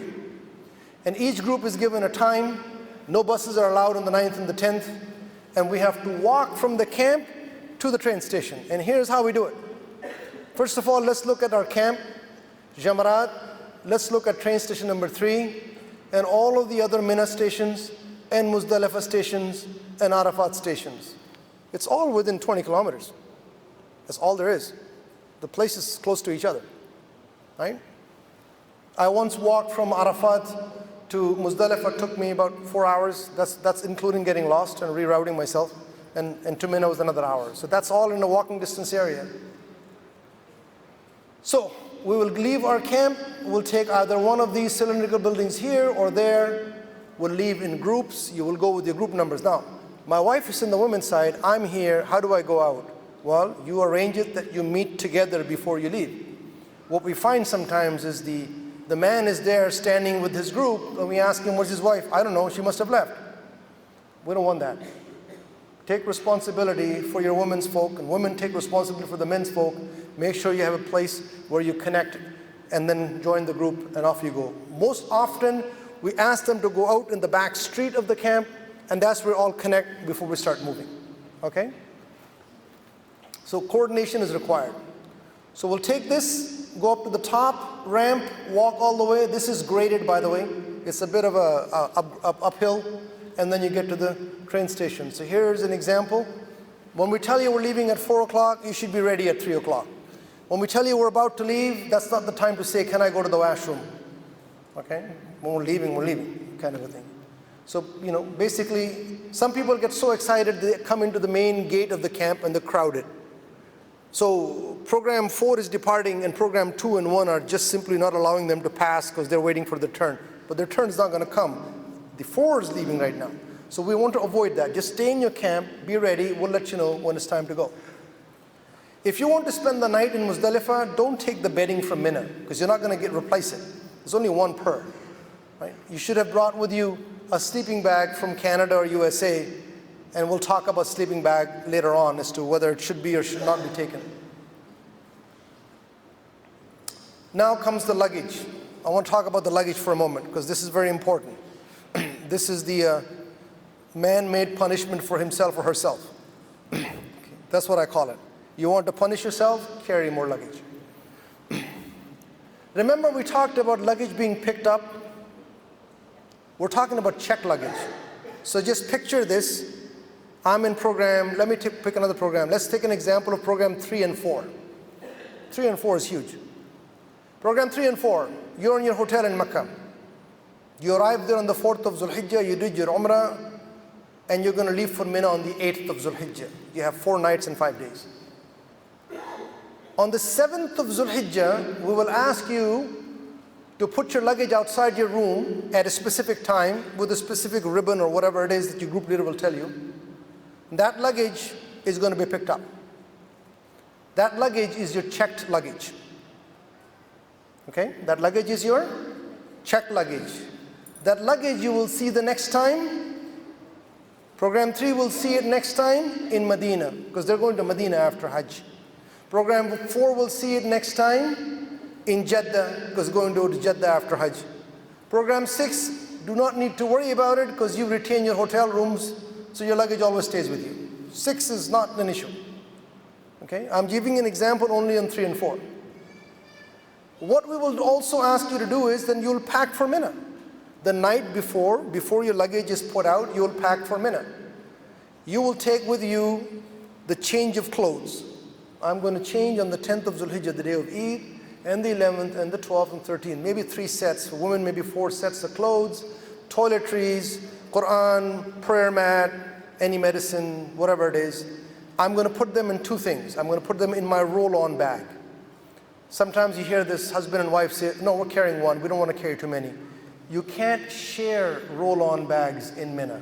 She has her own, and you have your own. Don't try to share that. So carry your own roll-on bags. Make sure it is small enough that fits in the aircraft's upper compartment. Don't make it big enough that they have to check it in. Dar es Salaam will also provide you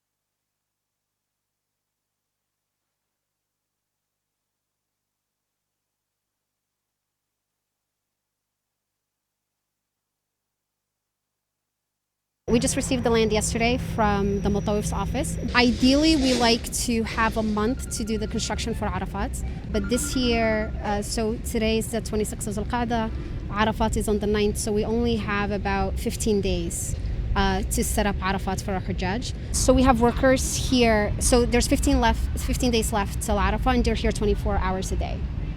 And we have about 100 workers in Arafat that work 24/7. To make sure that this gets ready in 15 days.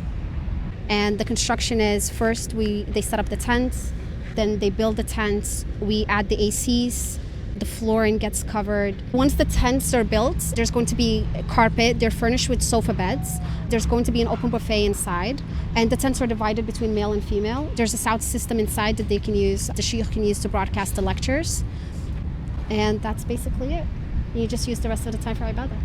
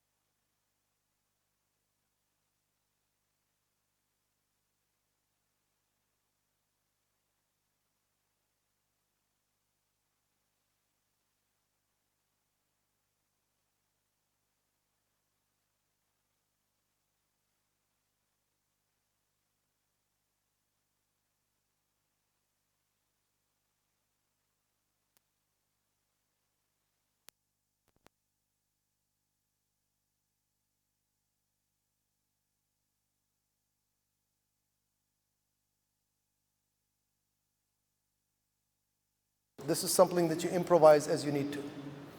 We have plenty of outdoor area. This is an example of the morning time where they've arrived, they're having their chai, just chilling for a while until the afternoon starts. And this is the afternoon. You can see group number 42. They're making the dua. This is towards the end of the day. This is a group supplication being led by Sheikh Abdul Nasir Jangda from Dallas. And then we'll leave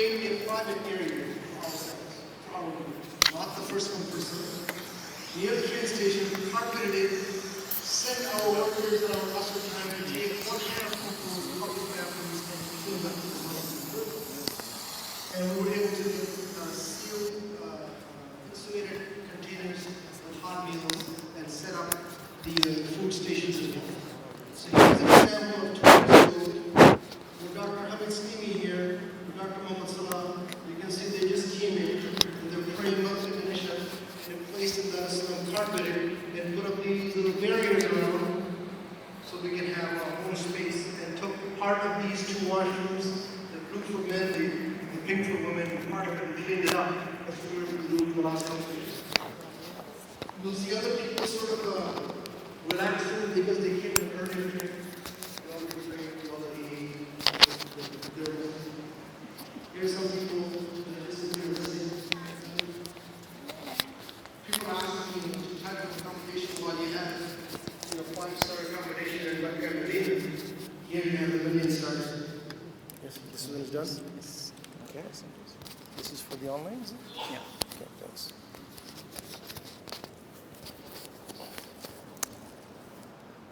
Okay. This is an example of coffee and tea and cold drinks and meals we're able to actually do. Now in Muzdalifah there will be 2 departures. Let's take an example. I'm in bus number whatever, and I have some people that will leave after midnight. It is wajib for you to stay till Fajr. It is wajib to stay till Fajr. Except for those, it's not a multiple choice question. It's not your choice. You need to know where you fit in. It is wajib to stay till Fajr. Except for those who are permitted by the Prophet ﷺ to leave in the middle of the night. And they include women, children, weak, sick, elderly, and those who are serving the Hujjaj. Generally speaking, the last 3 years, the split within Dar es-Salaam as to how many stayed till Fajr and how many left, I would say around 75 to 80% stayed till Fajr and 20% left. So if I'm a group leader and I have some people leaving and some people staying, well, I can't be split into 2. This is where the separation happens. You're going to go with the general Dar es-Salaam groups. So if you're one of those that is leaving at 1 o'clock in the morning, there'll be a call saying, we're leaving at 1, whoever wants to come, come. And so there'll be some group leaders leaving at 1, the rest will leave after Fajr. It may not be your group leader that leaves at 1, he leaves after Fajr, so you're going with others, or vice versa. You with me so far? Okay, we manage that. What we don't want to happen is somebody misses the 1 o'clock departure, and then at 2 o'clock say, okay, I want to leave now. There's no such thing. It's only one departure. We leave at 1 and the rest till Fajr. It's not like a 1 and then another one at 2, another one at 3. No. 1 and then the next one. So when you're back, what you do is you get off the train, and as you're walking, you will be able to see the Jamarat, the canopies of the Jamarat easily. And as you're walking on the ramp, the Jamarat will be to your left. You can easily see it's to your left. And they force you to go through the Jamarat. They don't allow you to go straight. They force you to go through it. So if it happens, you have your stones that you picked up, the pebbles you picked up from Muzdalifah, then you will actually throw the 7 stones on the day of Eid in Jamrat al-Kubra, and then you go through these cylindrical buildings and you come down into your camp. As I said, the map of this along with instructions will be given to you with your passport when you return it. It's not that difficult. We'll have some extra ones. I have soft copies of it, so it's not a problem. Maybe I should post it on the forum. Okay? So this map and alternate routes are all there. Generally speaking, you would have gone through the Jamarat here. You would have come to the right. You would have taken either this one or this one, come down, and you find this narrow street, not this street underneath, narrow street to walk through. There's an Al-Baik, House of Donuts. You walk here and you cross the street into the camp. We are going to schedule the time when each program departs for Tawaf al-Ifada. Program 3 will depart for Tawaf al-Ifada on the day of Eid. Why? Because they're leaving for Medina immediately after Hajj. So they need to make their Tawaf al-Ifada. Program 2, we're not going anywhere. You're not going to make your Tawaf al-Ifada after Eid, on the day of Eid. You'll make it the next day. Personally, and I'm in program 2, I prefer that, because I'm already exhausted on the day of Eid anyway. So we will schedule that. We'll let you know when to go for Tawaf al-Ifada. The thing is, how do you go to the Haram, and where do you go, and how do you come back? Because you don't have a hotel anymore. Program 6 is an exception, because they have their hotel, they can go to their hotel, they can make Tawaf al-Ifada at their own time of choosing. But that's not the case for those who do not have hotel and are now in Mina. So we'll give you a scheduled time. Sometimes the roads are closed, so Dar es-Salaam will use golf carts. We have our own golf carts. We had about a dozen of them. for those who need it. The rest will walk the 20 minutes. Because outside the tunnel, King Fahd tunnel, is our buses. Can't come in, but they're parked out there. So the issue is, how do you get to the bus? If the roads are open, the buses are in front of the camp. If the roads are closed, we'll walk to the buses, and the golf carts will be used by those who have difficulty walking. Dar es Salaam buses normally are private buses. They're normally marked. So this was group 46 last year. This was group 5 last year. We have dedicated crew that looks after the transportation. So you will see Dar es Salaam's buses clearly visible. This is an example of golf cart. The people are in, heading to the tunnel. So programs 1, 2, 3, 4, and 5, you will depart by group and bus number. Program 6, you don't have to worry about it. Why? Because you have your hotel and you can do anytime Tawaf al-Ifada. When we take you from Mina, we take you to Shuhada Hotel. We have a place to drop you off and to pick you up. And the reason, and this is Shuhada Hotel, this is the Haram. The reason it's here, when you look at what the location of Shuhada Hotel is, and not there, because there are actual physical barriers. They actually have so many people, they shut the roads down. They put those metal barriers up. So I would rather have a place where the bus can drive to, drop you off.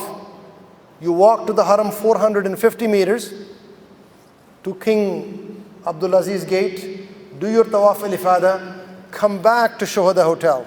You're not going to be standing outside the Shuhada Hotel. Barakallah feek. Because we have a room, a hall booked inside. So you can remain in air condition. We have some light refreshments until a Dar es Salaam guy comes up and says, we have 2 buses here. And then you can get on the bus and go back to Mina.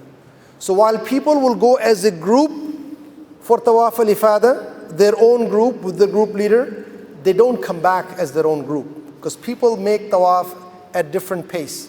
All you need to know is get back to Shuhada Hotel. If a bus is there, it could be a mixed group, doesn't really matter anymore. As long as your family is together, don't split up the families. Don't get into a situation where somebody walks into Shuhada Hotel and says, I don't know whether my husband left already or not, because I don't know whether I should wait for him or not. Keep the family together, right? And then you can go on the bus and go back to your camp in Mina. As far as going to the Jamrat is concerned, it's very simple. I think the direction is very simple as to how you get there. Right? You throw the stones and you come back. As far as the end of Hajj is concerned, program 1B, you're going to be spending until the 13th of Zulhijjah in Mina. So you're going to be spending the 10th, the number of pebbles you need is 70. 10th is the first Jamrah, and then the next 3 days, all 3 Jamrat, and you will leave from there to either the apartment hotel, and then make Tawaf al-Wada, come back and head to Jeddah airport, head to Jeddah for your accommodations there, and then of course you will depart from Jeddah. Now if you give us valuables for safekeeping, make sure you pick it up from Azizia before you head to Jeddah. Program 2A, C, D are also staying till the 13th of Zulhijjah. On the 13th of Zulhijjah, we move back to the apartment. We move back to the apartment. That night, your luggage goes to the hotel. Next day, you go to the hotel. Probably in the afternoon. Probably after Asr time. Because check-in time is much later, and it's a crazy day because the entire hotel is checking out and an entire new guest is coming in. Again, you'll pick up your valuables as soon as you get back to the buildings. As to when you make Tawaf al-Wada, depends on when you're departing completely from Saudi Arabia. Program 3, you actually are going to leave on the 12th of Zulhijjah, not 13th. You're going to leave, you're going to throw the stones, you're going to go to Mecca, you're going to make Tawaf al-Wada, then you're going to go to Jeddah and catch your flight. If the flight, which is a charter flight, is scheduled for the morning of 13th of Zulhijjah, which is possible, then we'll put you up in a hotel in Jeddah until your flight, and then you can head to Medina. Okay, that's program 3. The valuables have to be picked up in Mecca before you go to Medina. Program 4A, B, C, and 5, you're staying till the 13th of Zulhijjah. Then last stones you throw, come to Shuhada Hotel, leave your belongings in Shahuda Hotel, head out and do your tawaf al-wada, come back, board the bus, and go to your hotel in Jeddah, and then from Jeddah you will depart based on your flight departure time. 6A, B, and C, you have your hotel with you. If you're departing on the 27th, then you have to empty your hotel on the 26th, because the hotel occupancy ends on the 14th of Dhul Hijjah. And if you're departing early morning of the 27th, then you may have to spend part of a night or part of a day in a hotel in Jeddah before you head to the airport. So in that case, you will make tawaf al-wada whenever you're leaving your hotel in Mecca. There is 1 5-liter Zamzam that comes in a sealed plastic bag, which is further put inside a carton that will be given to you at the airport. You can check it in, and the airlines do not charge for this extra baggage, only one. They don't charge it to the first point of arrival, and you're also allowed to bring dates as long as you actually declare at customs that you've got dried dates.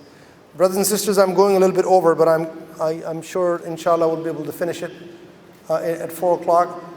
What are the things that you need? What I've done is I've created a guideline. This is not one of those that you leave here and start buying in Walmart. This is simply for you to consider. It's something to jog your memory. So this is simply a checklist. So when you're looking at travel documents, make sure you have a passport, those who have PR card, your ticket, and make sure you have your proof of vaccination. So you can check them off. Yep, I've got them. Okay? 2, cash. Somebody asked me, how much cash should I take? If I'm not going to use any wheelchair services for tawaf or buying gifts, $600 is more than enough. Chances are you're going to actually bring some money back. Okay? But when you're taking cash, make sure you take relatively new and large bills. Don't take 5s and 10s and 20s. 50s and 100s as crisp as possible, because they don't take old bills. You go to a sarraf, money exchange, then you're done. Okay? So this is what you need to worry about. You can also take Canadian currency. The US is pegged to the dollar. For $1 US, you'll get 3.73. Canadian depends on what it is. But you can't take Canadian, in which case take 50s and 100s and newer ones. You need to carry extra if you want to use wheelchair services. When I think of ihram, for those especially in Mecca, going to Mecca first, program 1 and 3, it consists of garment, slipper, and a belt to tie that ihram. The money belt is not really necessary. You don't really need a money belt per se, because you're not going to carry any valuables with you. And the fanny pack is a target for the thieves. Really is. Even if I carry money in a paper bag, I make sure that my ihram is folded over it and I put a large kilt pin right through it. Right? You can buy those in Walmart. And I use the same cloth money bag to tie my ihram. So if somebody cuts it, I will know. Okay? Because they do have blades, by the way, in the haram. So you don't really need this, but I put it in because some people think that they need that, for example. Personal needs, I'm going to think of what I need in Mina. Toothpaste, unscented soap, I mentioned that. Anything you need for the 5 days. Bath and hand towels. I don't take bath towels. I just take one hand towel. I don't need it in the hotels. I need it in Mina though, because I'm taking a shower every day in Mina. I need a towel. So I need a bath towel in Mina. That's it. One bath towel. Kleenex, though we have boxes that you can see in the camps, I personally prefer to take those small plastic bags, the plastic packets that has 8 or 10. Always good to have something in with you in your backpack. This link is also on the forum for you to check the weather. When it comes to camping kit, sleeping bag. Now people say, do I really need a sleeping bag? This is one of those things I could say yes and get in trouble, and I could say no, I could get in trouble. So both ways is trouble for me. Last year we told people to take sleeping bags. When they got to Muzdalifah, with the special arrangements that we made in our own place, the Mutawif had sleeping bags for everybody. So I got thrown stones at me saying, you told me to take sleeping bag once were available. So when I had the seminar in New Jersey 2 weeks ago, they asked me the same question. And so I said, well, we will not know what he will provide or not until almost there. So what should I tell you? If you take it and he provides it, then I'm in trouble. If you don't take it, he doesn't provide it, I'm in trouble. I guess I am in trouble. Simple as that. What I tell you to do is take a lightweight sleeping bag with a different intention. And I'll give you a moment in a moment I'll tell you what the intention is. Lightweight, you're not going into minus 50 degrees Celsius. You're going into summertime. Something that has maybe 2-pound filling. Take it in your check baggage and take it with you when you go to Mina. Take it with you to Muzdalifah. If they provide it, you can use it. You can use your own. What some people do, they actually leave it. Those who take the sleeping bag, when they leave Muzdalifah, they just leave it there. The difference between that and you carrying the sleeping bag back to your camp in Mina is huge. That evening, just walk outside the camp and you will see people sleeping on cardboard boxes on the sidewalk. Boy, would they appreciate this gift from you. Fi sabilillah. Right? Ability for you to do good during the days of Hajj. That's the intention you have to think about when you think about sleeping bag, and not get upset because the mutawif provided it and I shouldn't have carried it because it's a burden for me. Carry it for the poor. Whether you use it or not, carry it for the poor. That's the intention you have to think. There are workers in Dar Islam's camp that will take it from you. Those workers that are brought in from Egypt, they go back to Egypt, they're desperate for jobs, they will take it from you. Okay? So that's how I would answer the sleeping bag question. I don't use a pillow. When I'm in Muzdalifah, I have to sleep, I take my prayer rug, fold it up and stick it under my head. I don't need a pillow. But I listed in here because some people may insist on needing a pillow. Carry-on bag, I already mentioned that. Backpack will provide. Some people want to wear sunglasses, it'll be hot. If you're wearing sunglasses, take the one that has a neck strap. So in case you push and shove, it doesn't fall. You know, it just hangs on your neck. If you're wearing prescription glasses without which you cannot function, take a spare one. Prayer mat. Women folks, every woman will be given a prayer mat when they arrive there. Men are given ihram, the women are given a prayer mat. Right? And you can always buy the prayer mat over there. Stick, small Quran. Do you not provide the Quran? We have a few. Maybe we'll have 300 Quran in Mina for people to use. But what happens is people will take it to their camp and they don't bring it back. So the shelves go empty. So I can't tell you, yes, we'll provide it. We'll have some, right? People actually have it on their mobile device. You can do that too. As far as health and medicine is concerned, there's one change that I want to communicate, which is the last bullet that I wanted to mention. Before, when you got sick and you wanted to go and buy antibiotics, you just go to the pharmacy and say, can I have zithromycin? Can I have amoxicillin? And the pharmacist will give it to you without prescription. That has stopped now. They won't give it to you now. They'll ask you to go to a clinic, which means pay 300 riyals to somebody at the clinic who will then write a prescription, then they will fill it in.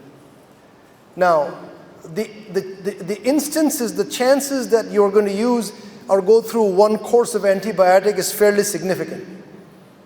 7 to 8 out of 10 people will go through some sort of a sickness. The doctors will tell you it's viral, then it becomes bacterial, and they end up dispensing antibiotics. Before they would say, go get this. We had a pharmacy right across from our camp in Mina. We had to go and get Z-Packs from them. So the better thing that we have thought of is go to your family physician, ask him to write you a prescription for antibiotics and fill it up and take it with you. That's the better thing to do.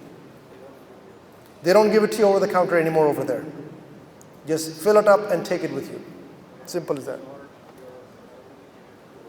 Pardon me? If you tell him, what is it for? You're not going to use it over there. When you get sick, or if you get sick, God forbid, then we have physicians, and they'll tell you you will need antibiotic, then you already have it. So the use of the antibiotic will be on the advice of a physician over there. But you can't fill it easily over there. That's the reason for the change. Any other prescription medicine that you have, that you take every day for cholesterol, for blood pressure, whatever it is that you take, make sure you take sufficient quantities from here. Don't count it being available over there. Simple as that. Rest of the over-the-counter, Gravol, aspirin, Vaseline, and so forth, they are meant to be as a memory jogger. You may not need it. Vaseline is something that I put in because the men have this issue when they're in ihram, that their inner thighs rub each other and it gets really raw and sensitive. That's why I wrote it there. If you're one of those, maybe you'll need it. Maybe if you're not one of those, just take a small vial. Aspirin, Tylenol, Advil, whatever helps your headache, just take a few. That's all, right? If you don't take it, no problem. You can get it over there. They sell Panadol over there. It's over the counter. It's your call. It's meant to be a list to actually help you think about what you should or shouldn't take. But the antibiotics is best to think about taking it from Canada. If you have any medical conditions, diabetes, asthma, if you have, for example, you have insulin and it needs to be kept cool, speak to us, talk to the group leader. We have facilities in Mina when you're out in the desert to make sure that you put your insulin syringe in a bottle that is sealed so that it's watertight, and we can put it, even if it's in a cooler, we can put it as long as you're labeled on it, or we can put it in the fridge somewhere for you. So we can actually help you keep it cool. If you're allergic to any drugs, let us know. Because we've had situations where somebody collapsed and is no longer able to communicate, and we haven't got a clue what he had. But he had a medical condition that if he had known, then we would know how to treat. We will have physicians with us, inshallah. In the do's and don'ts,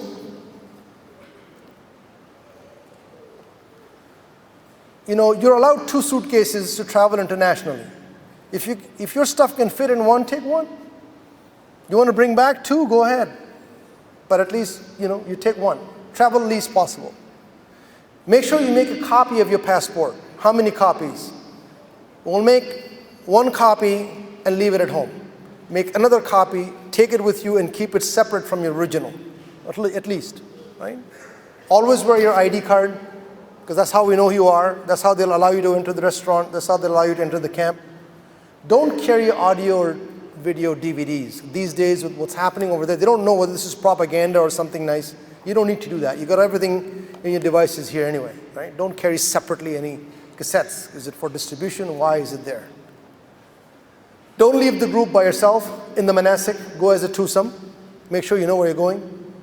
Don't carry cash and valuables everywhere. No need to. No need to. Put it in your safety deposit box. I came from Medina. I'm in Ihram.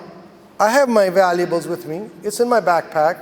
I go to my room first, stick that in before I go to the haram. What do I take to my haram? Okay, I have my shoe bag, which will have my shoe in it.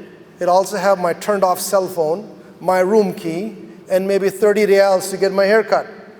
The rest of the money is sitting in the safe. Follow me? Use common sense.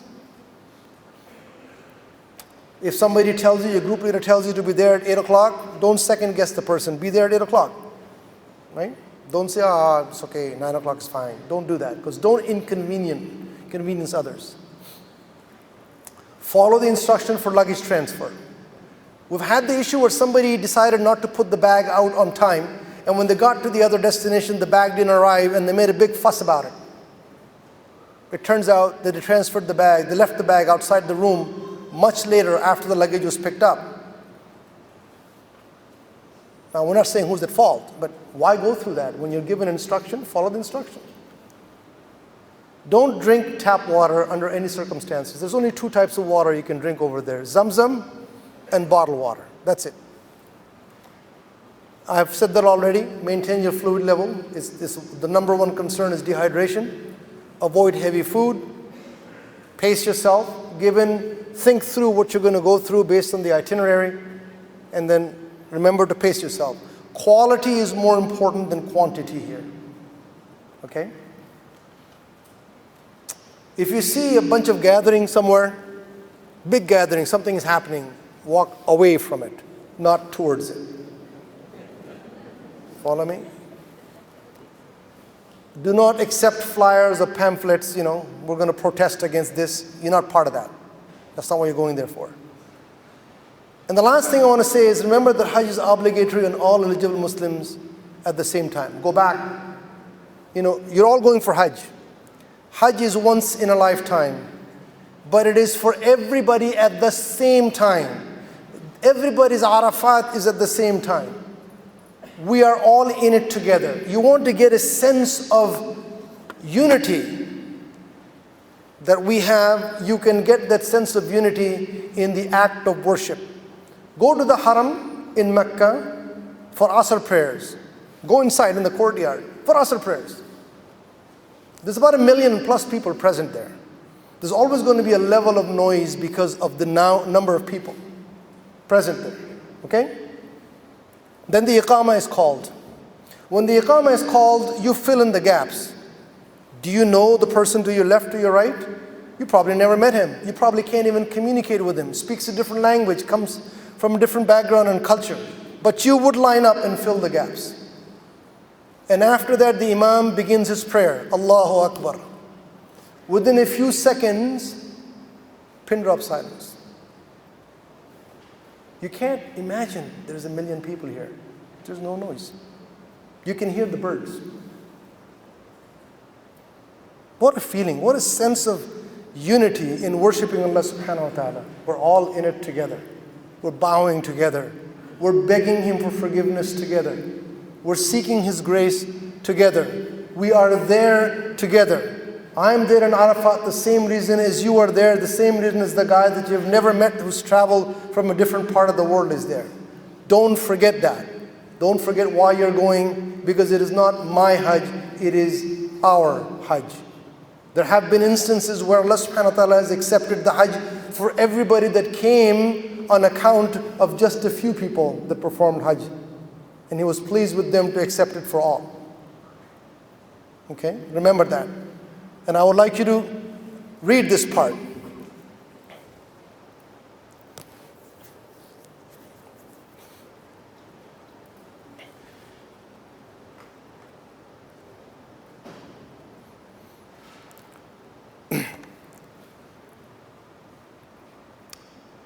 If you remove a worldly grief from a believer, Allah will remove one of your griefs on the day when you need it.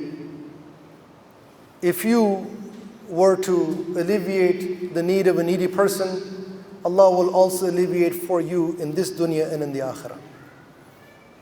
There is no better opportunity to exercise that than in Hajj, regardless of whether it's Dar Islam or no Dar Islam. I want you to read this. Verily, every good deed is charity, and it is a good deed if you meet your brother with a cheerful look, and it is a good deed if you extend a helping hand to him. So the person that you pray next to, do you turn after the prayers and say salam to him? Do you shake his hand? Or do you worry about that, oh my God, I have to use sanitizer after I shake his hand? I'm not kidding you, there are people like that. What's in your heart? Is he a fellow Muslim or not? Did he come for the same purpose or not? Just because you don't like his looks, you can't communicate with him? Allah knows his heart. He's judging you by your heart, not by your looks, not by your wealth, not by your children, not by your social class. So greet him, and greet him meaningfully, and say salam to him. Try to communicate with him. I've had strangers tell me, let's go have dinner. I've never met them, but I just met them in Haram. We just struck up a conversation. Somehow, we were able to speak a few words here and there and be able to. And he was genuinely happy to see me, and I was genuinely happy to see him. The last one, the Prophet ﷺ is saying the most beloved of people to Allah are those who benefit people the most, and the most beloved of actions to Allah is putting happiness in the heart of a Muslim. We're doing this for Allah, for His pleasure. And Allah says, this is the most beloved thing to me, that 2 million other people are coming along with you. And the Prophet ﷺ said, and to help a believing brother with his needs is more beloved to me than to make i'tikaf in this masjid. He's referring to Masjid al-Nabawi, to make i'tikaf in this masjid for an entire month. What is better than that is to help a believing person with his need. So don't be selfish. Be selfless. You are going there because Allah has honored you. That includes the means with which you're paying for this trip. That means the health He has given you. That means the mind He has given you, the heart He has given you. And the relationship that He has given you with your fellow Muslim brothers and sisters. It is not my trip. It is an opportunity to meet the ummah of Muhammad sallallahu alaihi wasallam in the greatest act of worship. Don't spoil it for the menial things that means nothing. Remember this hadith. So, help your Muslim brothers and sisters. You need to be patient. Sorry, you need to be very patient. I'm sorry, you need to be extremely patient. Those three things that Allah subhanahu wa ta'ala has set, فَلَا رَفَثَ وَلَا فُسُوقَ وَلَا جِدَالَ فِي الْحَجِّ. No one wants to do that, and it's been in that Quran for over 1400 years. The people that went for Hajj before us, hundreds of years ago, had the same conditions set for them as it is for us. And the reason is that if we're not careful, we will fall into it. It applies universally through time. And that is to be conscious of Allah subhanahu wa ta'ala. Without that, you won't be patient. Knowing that it is for Allah, without that, we won't be patient. And with that, I will conclude. I do apologize, I have gone over. But I hope and pray that Allah subhanahu wa ta'ala, first of all, help us in completing this journey safely. Everybody wants to go safely and come back safely to their family. And the purpose of going there is to perform Hajj and make dua that Allah accept our supplications, accepts our Hajj. And part of that is to guide us on the straight path. And I say to people, all you need is that Allah is pleased with you. If He's pleased with you, you don't need anything else. So I pray that Allah is pleased with us, both in this dunya and in the akhirah. Brothers and sisters, I thank you very much for your patience. I'm going to open it up for Q&A. If you have any questions that you have written down, I'll be more than happy to answer it. If you have not, I do not want you to leave until you try some dessert. And after that, we will conclude, inshallah. So I'm ready to take on questions.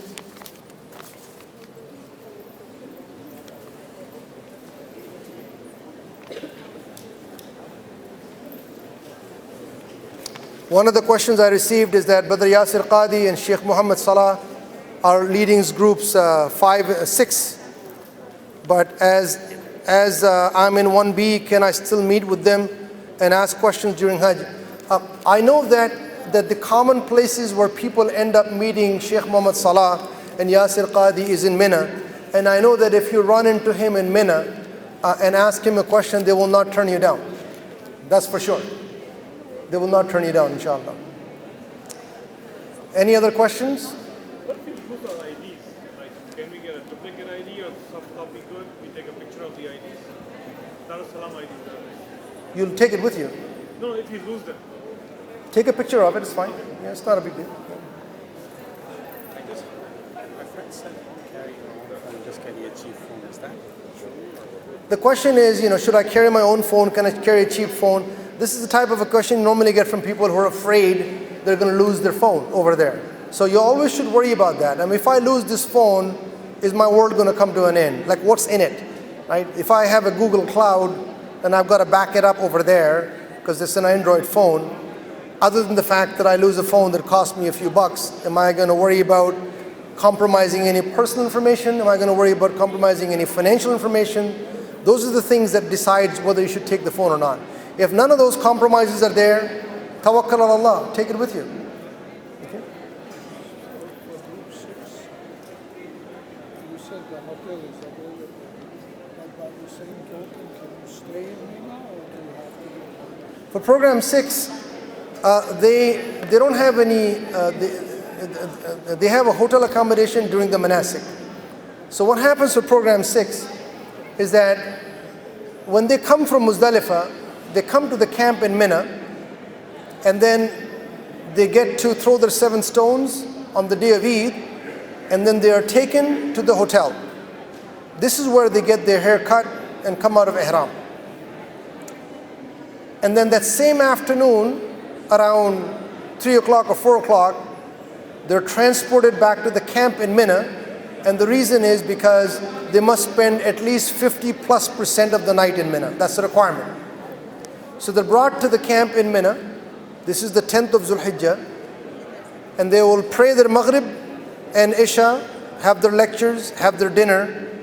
And then about middle of the night, they Once they've passed the 50% plus, they are provided transportation to go back to their hotel in Mecca. It allows them to pray Fajr with the Haram, pray Zuhr with the Haram, make the Tawaf al-Ifada whenever they want to do so. The next day, they will come again in the afternoon. This is the 11th of Zulhijjah. This time they will leave a bit early, like 2 p.m. They will come into the camp and go throw stones at the 3 Jamarat for the 11th of Zulhijjah. They'll stay in the executive lounge for Maghrib, Isha, lectures, dinner. And that's what happens. They actually end up staying there the night on the 11th. So your commute is only on the 10th. On the 11th, you stay the night. In the morning, you throw the stones in all the 3 Jamarat and then head back to your hotel and your Hajj is over. Make sense? Sir? Food that they're going to provide, will that be prepaid or we have to pay?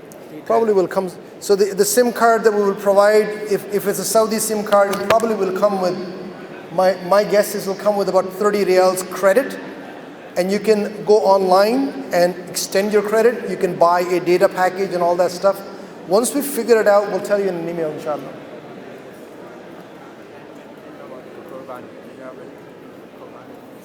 Okay, good question. We didn't mention anything about the Qurbani. In the US, the $150 was collected by Dar es Salaam already. In Canada, we didn't collect it. We will collect it from you after you arrive in Jeddah or in Medina or Mecca. Program 1 and 3 in Mecca and program 2 in Medina. Your group leader knows who has paid and who has not paid, and he knows that none of the Canadians have paid. So they will collect it from you and make the arrangements for the sacrifice accordingly. Still budget $150 US, still budget the same. What would happen is that they will be able to tell you, I need so many reals from you. The sarrafs are nearby. What happened last year with the US is that they took the 150 and then the animal came out to be cheaper. Then they got into the issue of refunding the money. Follow me? Or donating the money. So what some people did is they wanted to donate food to the poor. So we ended up buying al-baked chicken. It's like your KFC or Popeyes here, boxes to donate it to the poor in Mina. So it became another logistical issue. So we will be able to tell you, sometimes we just take the 150 and sometimes we'll tell you how many reals it is and we'll collect it from you, probably the same, and we'll make the arrangements for you. If you want to be notified when the Qurbani is done, that can also be arranged if I find a private person who's doing it like that. Otherwise, it's done on your behalf. I may have missed this part. Are you going to post this slide somewhere? I found them very helpful. The recording of this after editing and the slides will be on the Dar es Salaam Hajj forum. It'll be on the forum in the subject called in-person seminars. The tablets instead of the phone, like a Quran or the phone, like will be a replacement of carrying the physical Quran instead of the Quran on the phone. I've seen people read Quran on an iPad in the Haram. I've seen them read it in Masjid al-Nabawi. All I was referring to when I said iPad is that when you give us the valuables as a deposit, we don't accept iPad or laptops as valuable for deposit, but you can take it with you. Yeah, people have done that. Logistics regarding Medina to Makkah, what is going to happen? Program 4A, B, and C, how do you get from Medina to Mecca? You actually fly from Medina to Jeddah. Mecca doesn't have an airport, but that flight timing and all that will be given to you in Medina. On the 4th of Zulhijjah, you will fly from Medina to Jeddah in Ihram, then come the 70 kilometers by bus, check in and do your Umrah, and then stay in the hotel for 4 nights and 5 days. You mentioned the immunization card for the meningitis shot, but we haven't received that yet. Yeah, so those of you who have given us the original meningitis immunization, make sure that you receive it back when we give your passport back, so you can take it with you. So where do we get it from? If you're giving it to us, we'll give it back to you. Because we did the meningitis shot in June when we had the first session with Dr. Barry. Yeah. But we didn't get any. Well, the card was given to us on your behalf. Oh, so we collect it from you guys, whoever. Yeah, or Brother Mubin. Okay. Ask him whether he still has it. Okay, thanks. Thank you. Okay. Yes, sister. I can't find anyone from group 6, and I asked my leader also, I can't find This all they were sitting right here. Group 6. This gentleman is 6B. No, I can't find This gentleman right here is 6B. 6B. 6, program 6. Yeah. Yeah. You're traveling together on Turkish Airlines. Yeah. Is Brother Brother Tawfiq here? Brother Umar Tawfiq. Thank you. Yes, sir. بالنسبة say for 6B, Yes, sir. طواف الإفاضة. Yes. First I heard we're gonna go directly to Arafat. We're not going to Mina. It's your call, but most people end up doing that because they come from Medina on the 8th of Zulhijjah in the morning. Yes. Okay? And they come to Mecca. By the time they come in, because if it's a 5 o'clock or 7 o'clock flight, they were up half the night in Mecca, and they come in, it's hot. So you have a choice of doing Umrah and heading to Mina. A lot of people saying, you know what, it's optional, I have no penalty, no fidya to give. Especially if I want to do Umrah for my dad as well. That would be after. After my Umrah. Of course, it has to be yours, for my right? Umrah. Yeah. So I would suggest what people will do is they will stay in Ihram, they will do the Umrah, and they will go to Arafat. Arafat right away. Arafat. Muzdalifah. Next day in the morning, 3 o'clock in the until, morning. Dawn. You come back. And then go back to the hotel. Go back to the hotel. And then back to Mina. Back to Mina the same day. Same day. Return at midnight. Can I stay that night in Mina? You can. You can. Just to kind of spend the night there. You can. Because the next night you will spend anyway. And then Tawaf al-Ifada would be the next. Anytime you're there. So that's what I'm saying. If you wanted to come back that night, you do Tawaf al-Ifada. Oh, I see. Or I spend the night and then I do Tawaf al-Ifada the following. No, because the next night you're going to stay the night anyway. In Mina. Because you're throwing the stones in the morning and coming back. Your Hajj is over. After Tawaf al-Ifada. The 10th is when you're coming from Muzdalifah Yes. into the hotel. Coming out of Ihram. Afternoon back to Mina. Yeah. If you return at midnight, it's like coming from Mina for Tawaf al-Ifada. Oh, You with I me? see. Yes, yes. You have your room, yes, I understand that. Yeah. But you do return, you So make then it I Tawaf do Tawaf al-Ifada, al-Ifada. right? And relax, and then go back to Mina on the 11th, stay the night.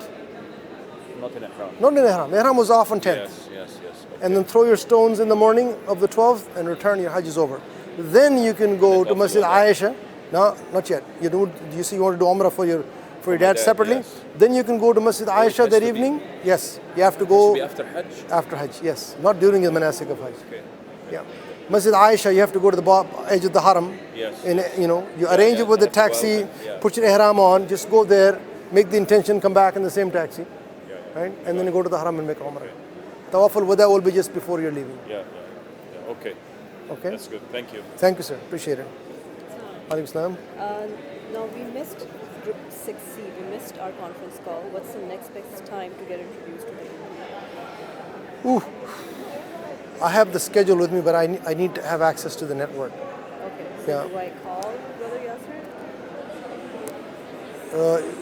Yasser? You're working with Brother Yasser on that? Yes. Brother Yasser wouldn't know that.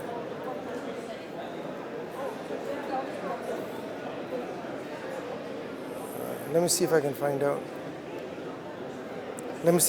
out. Sometimes what happens is that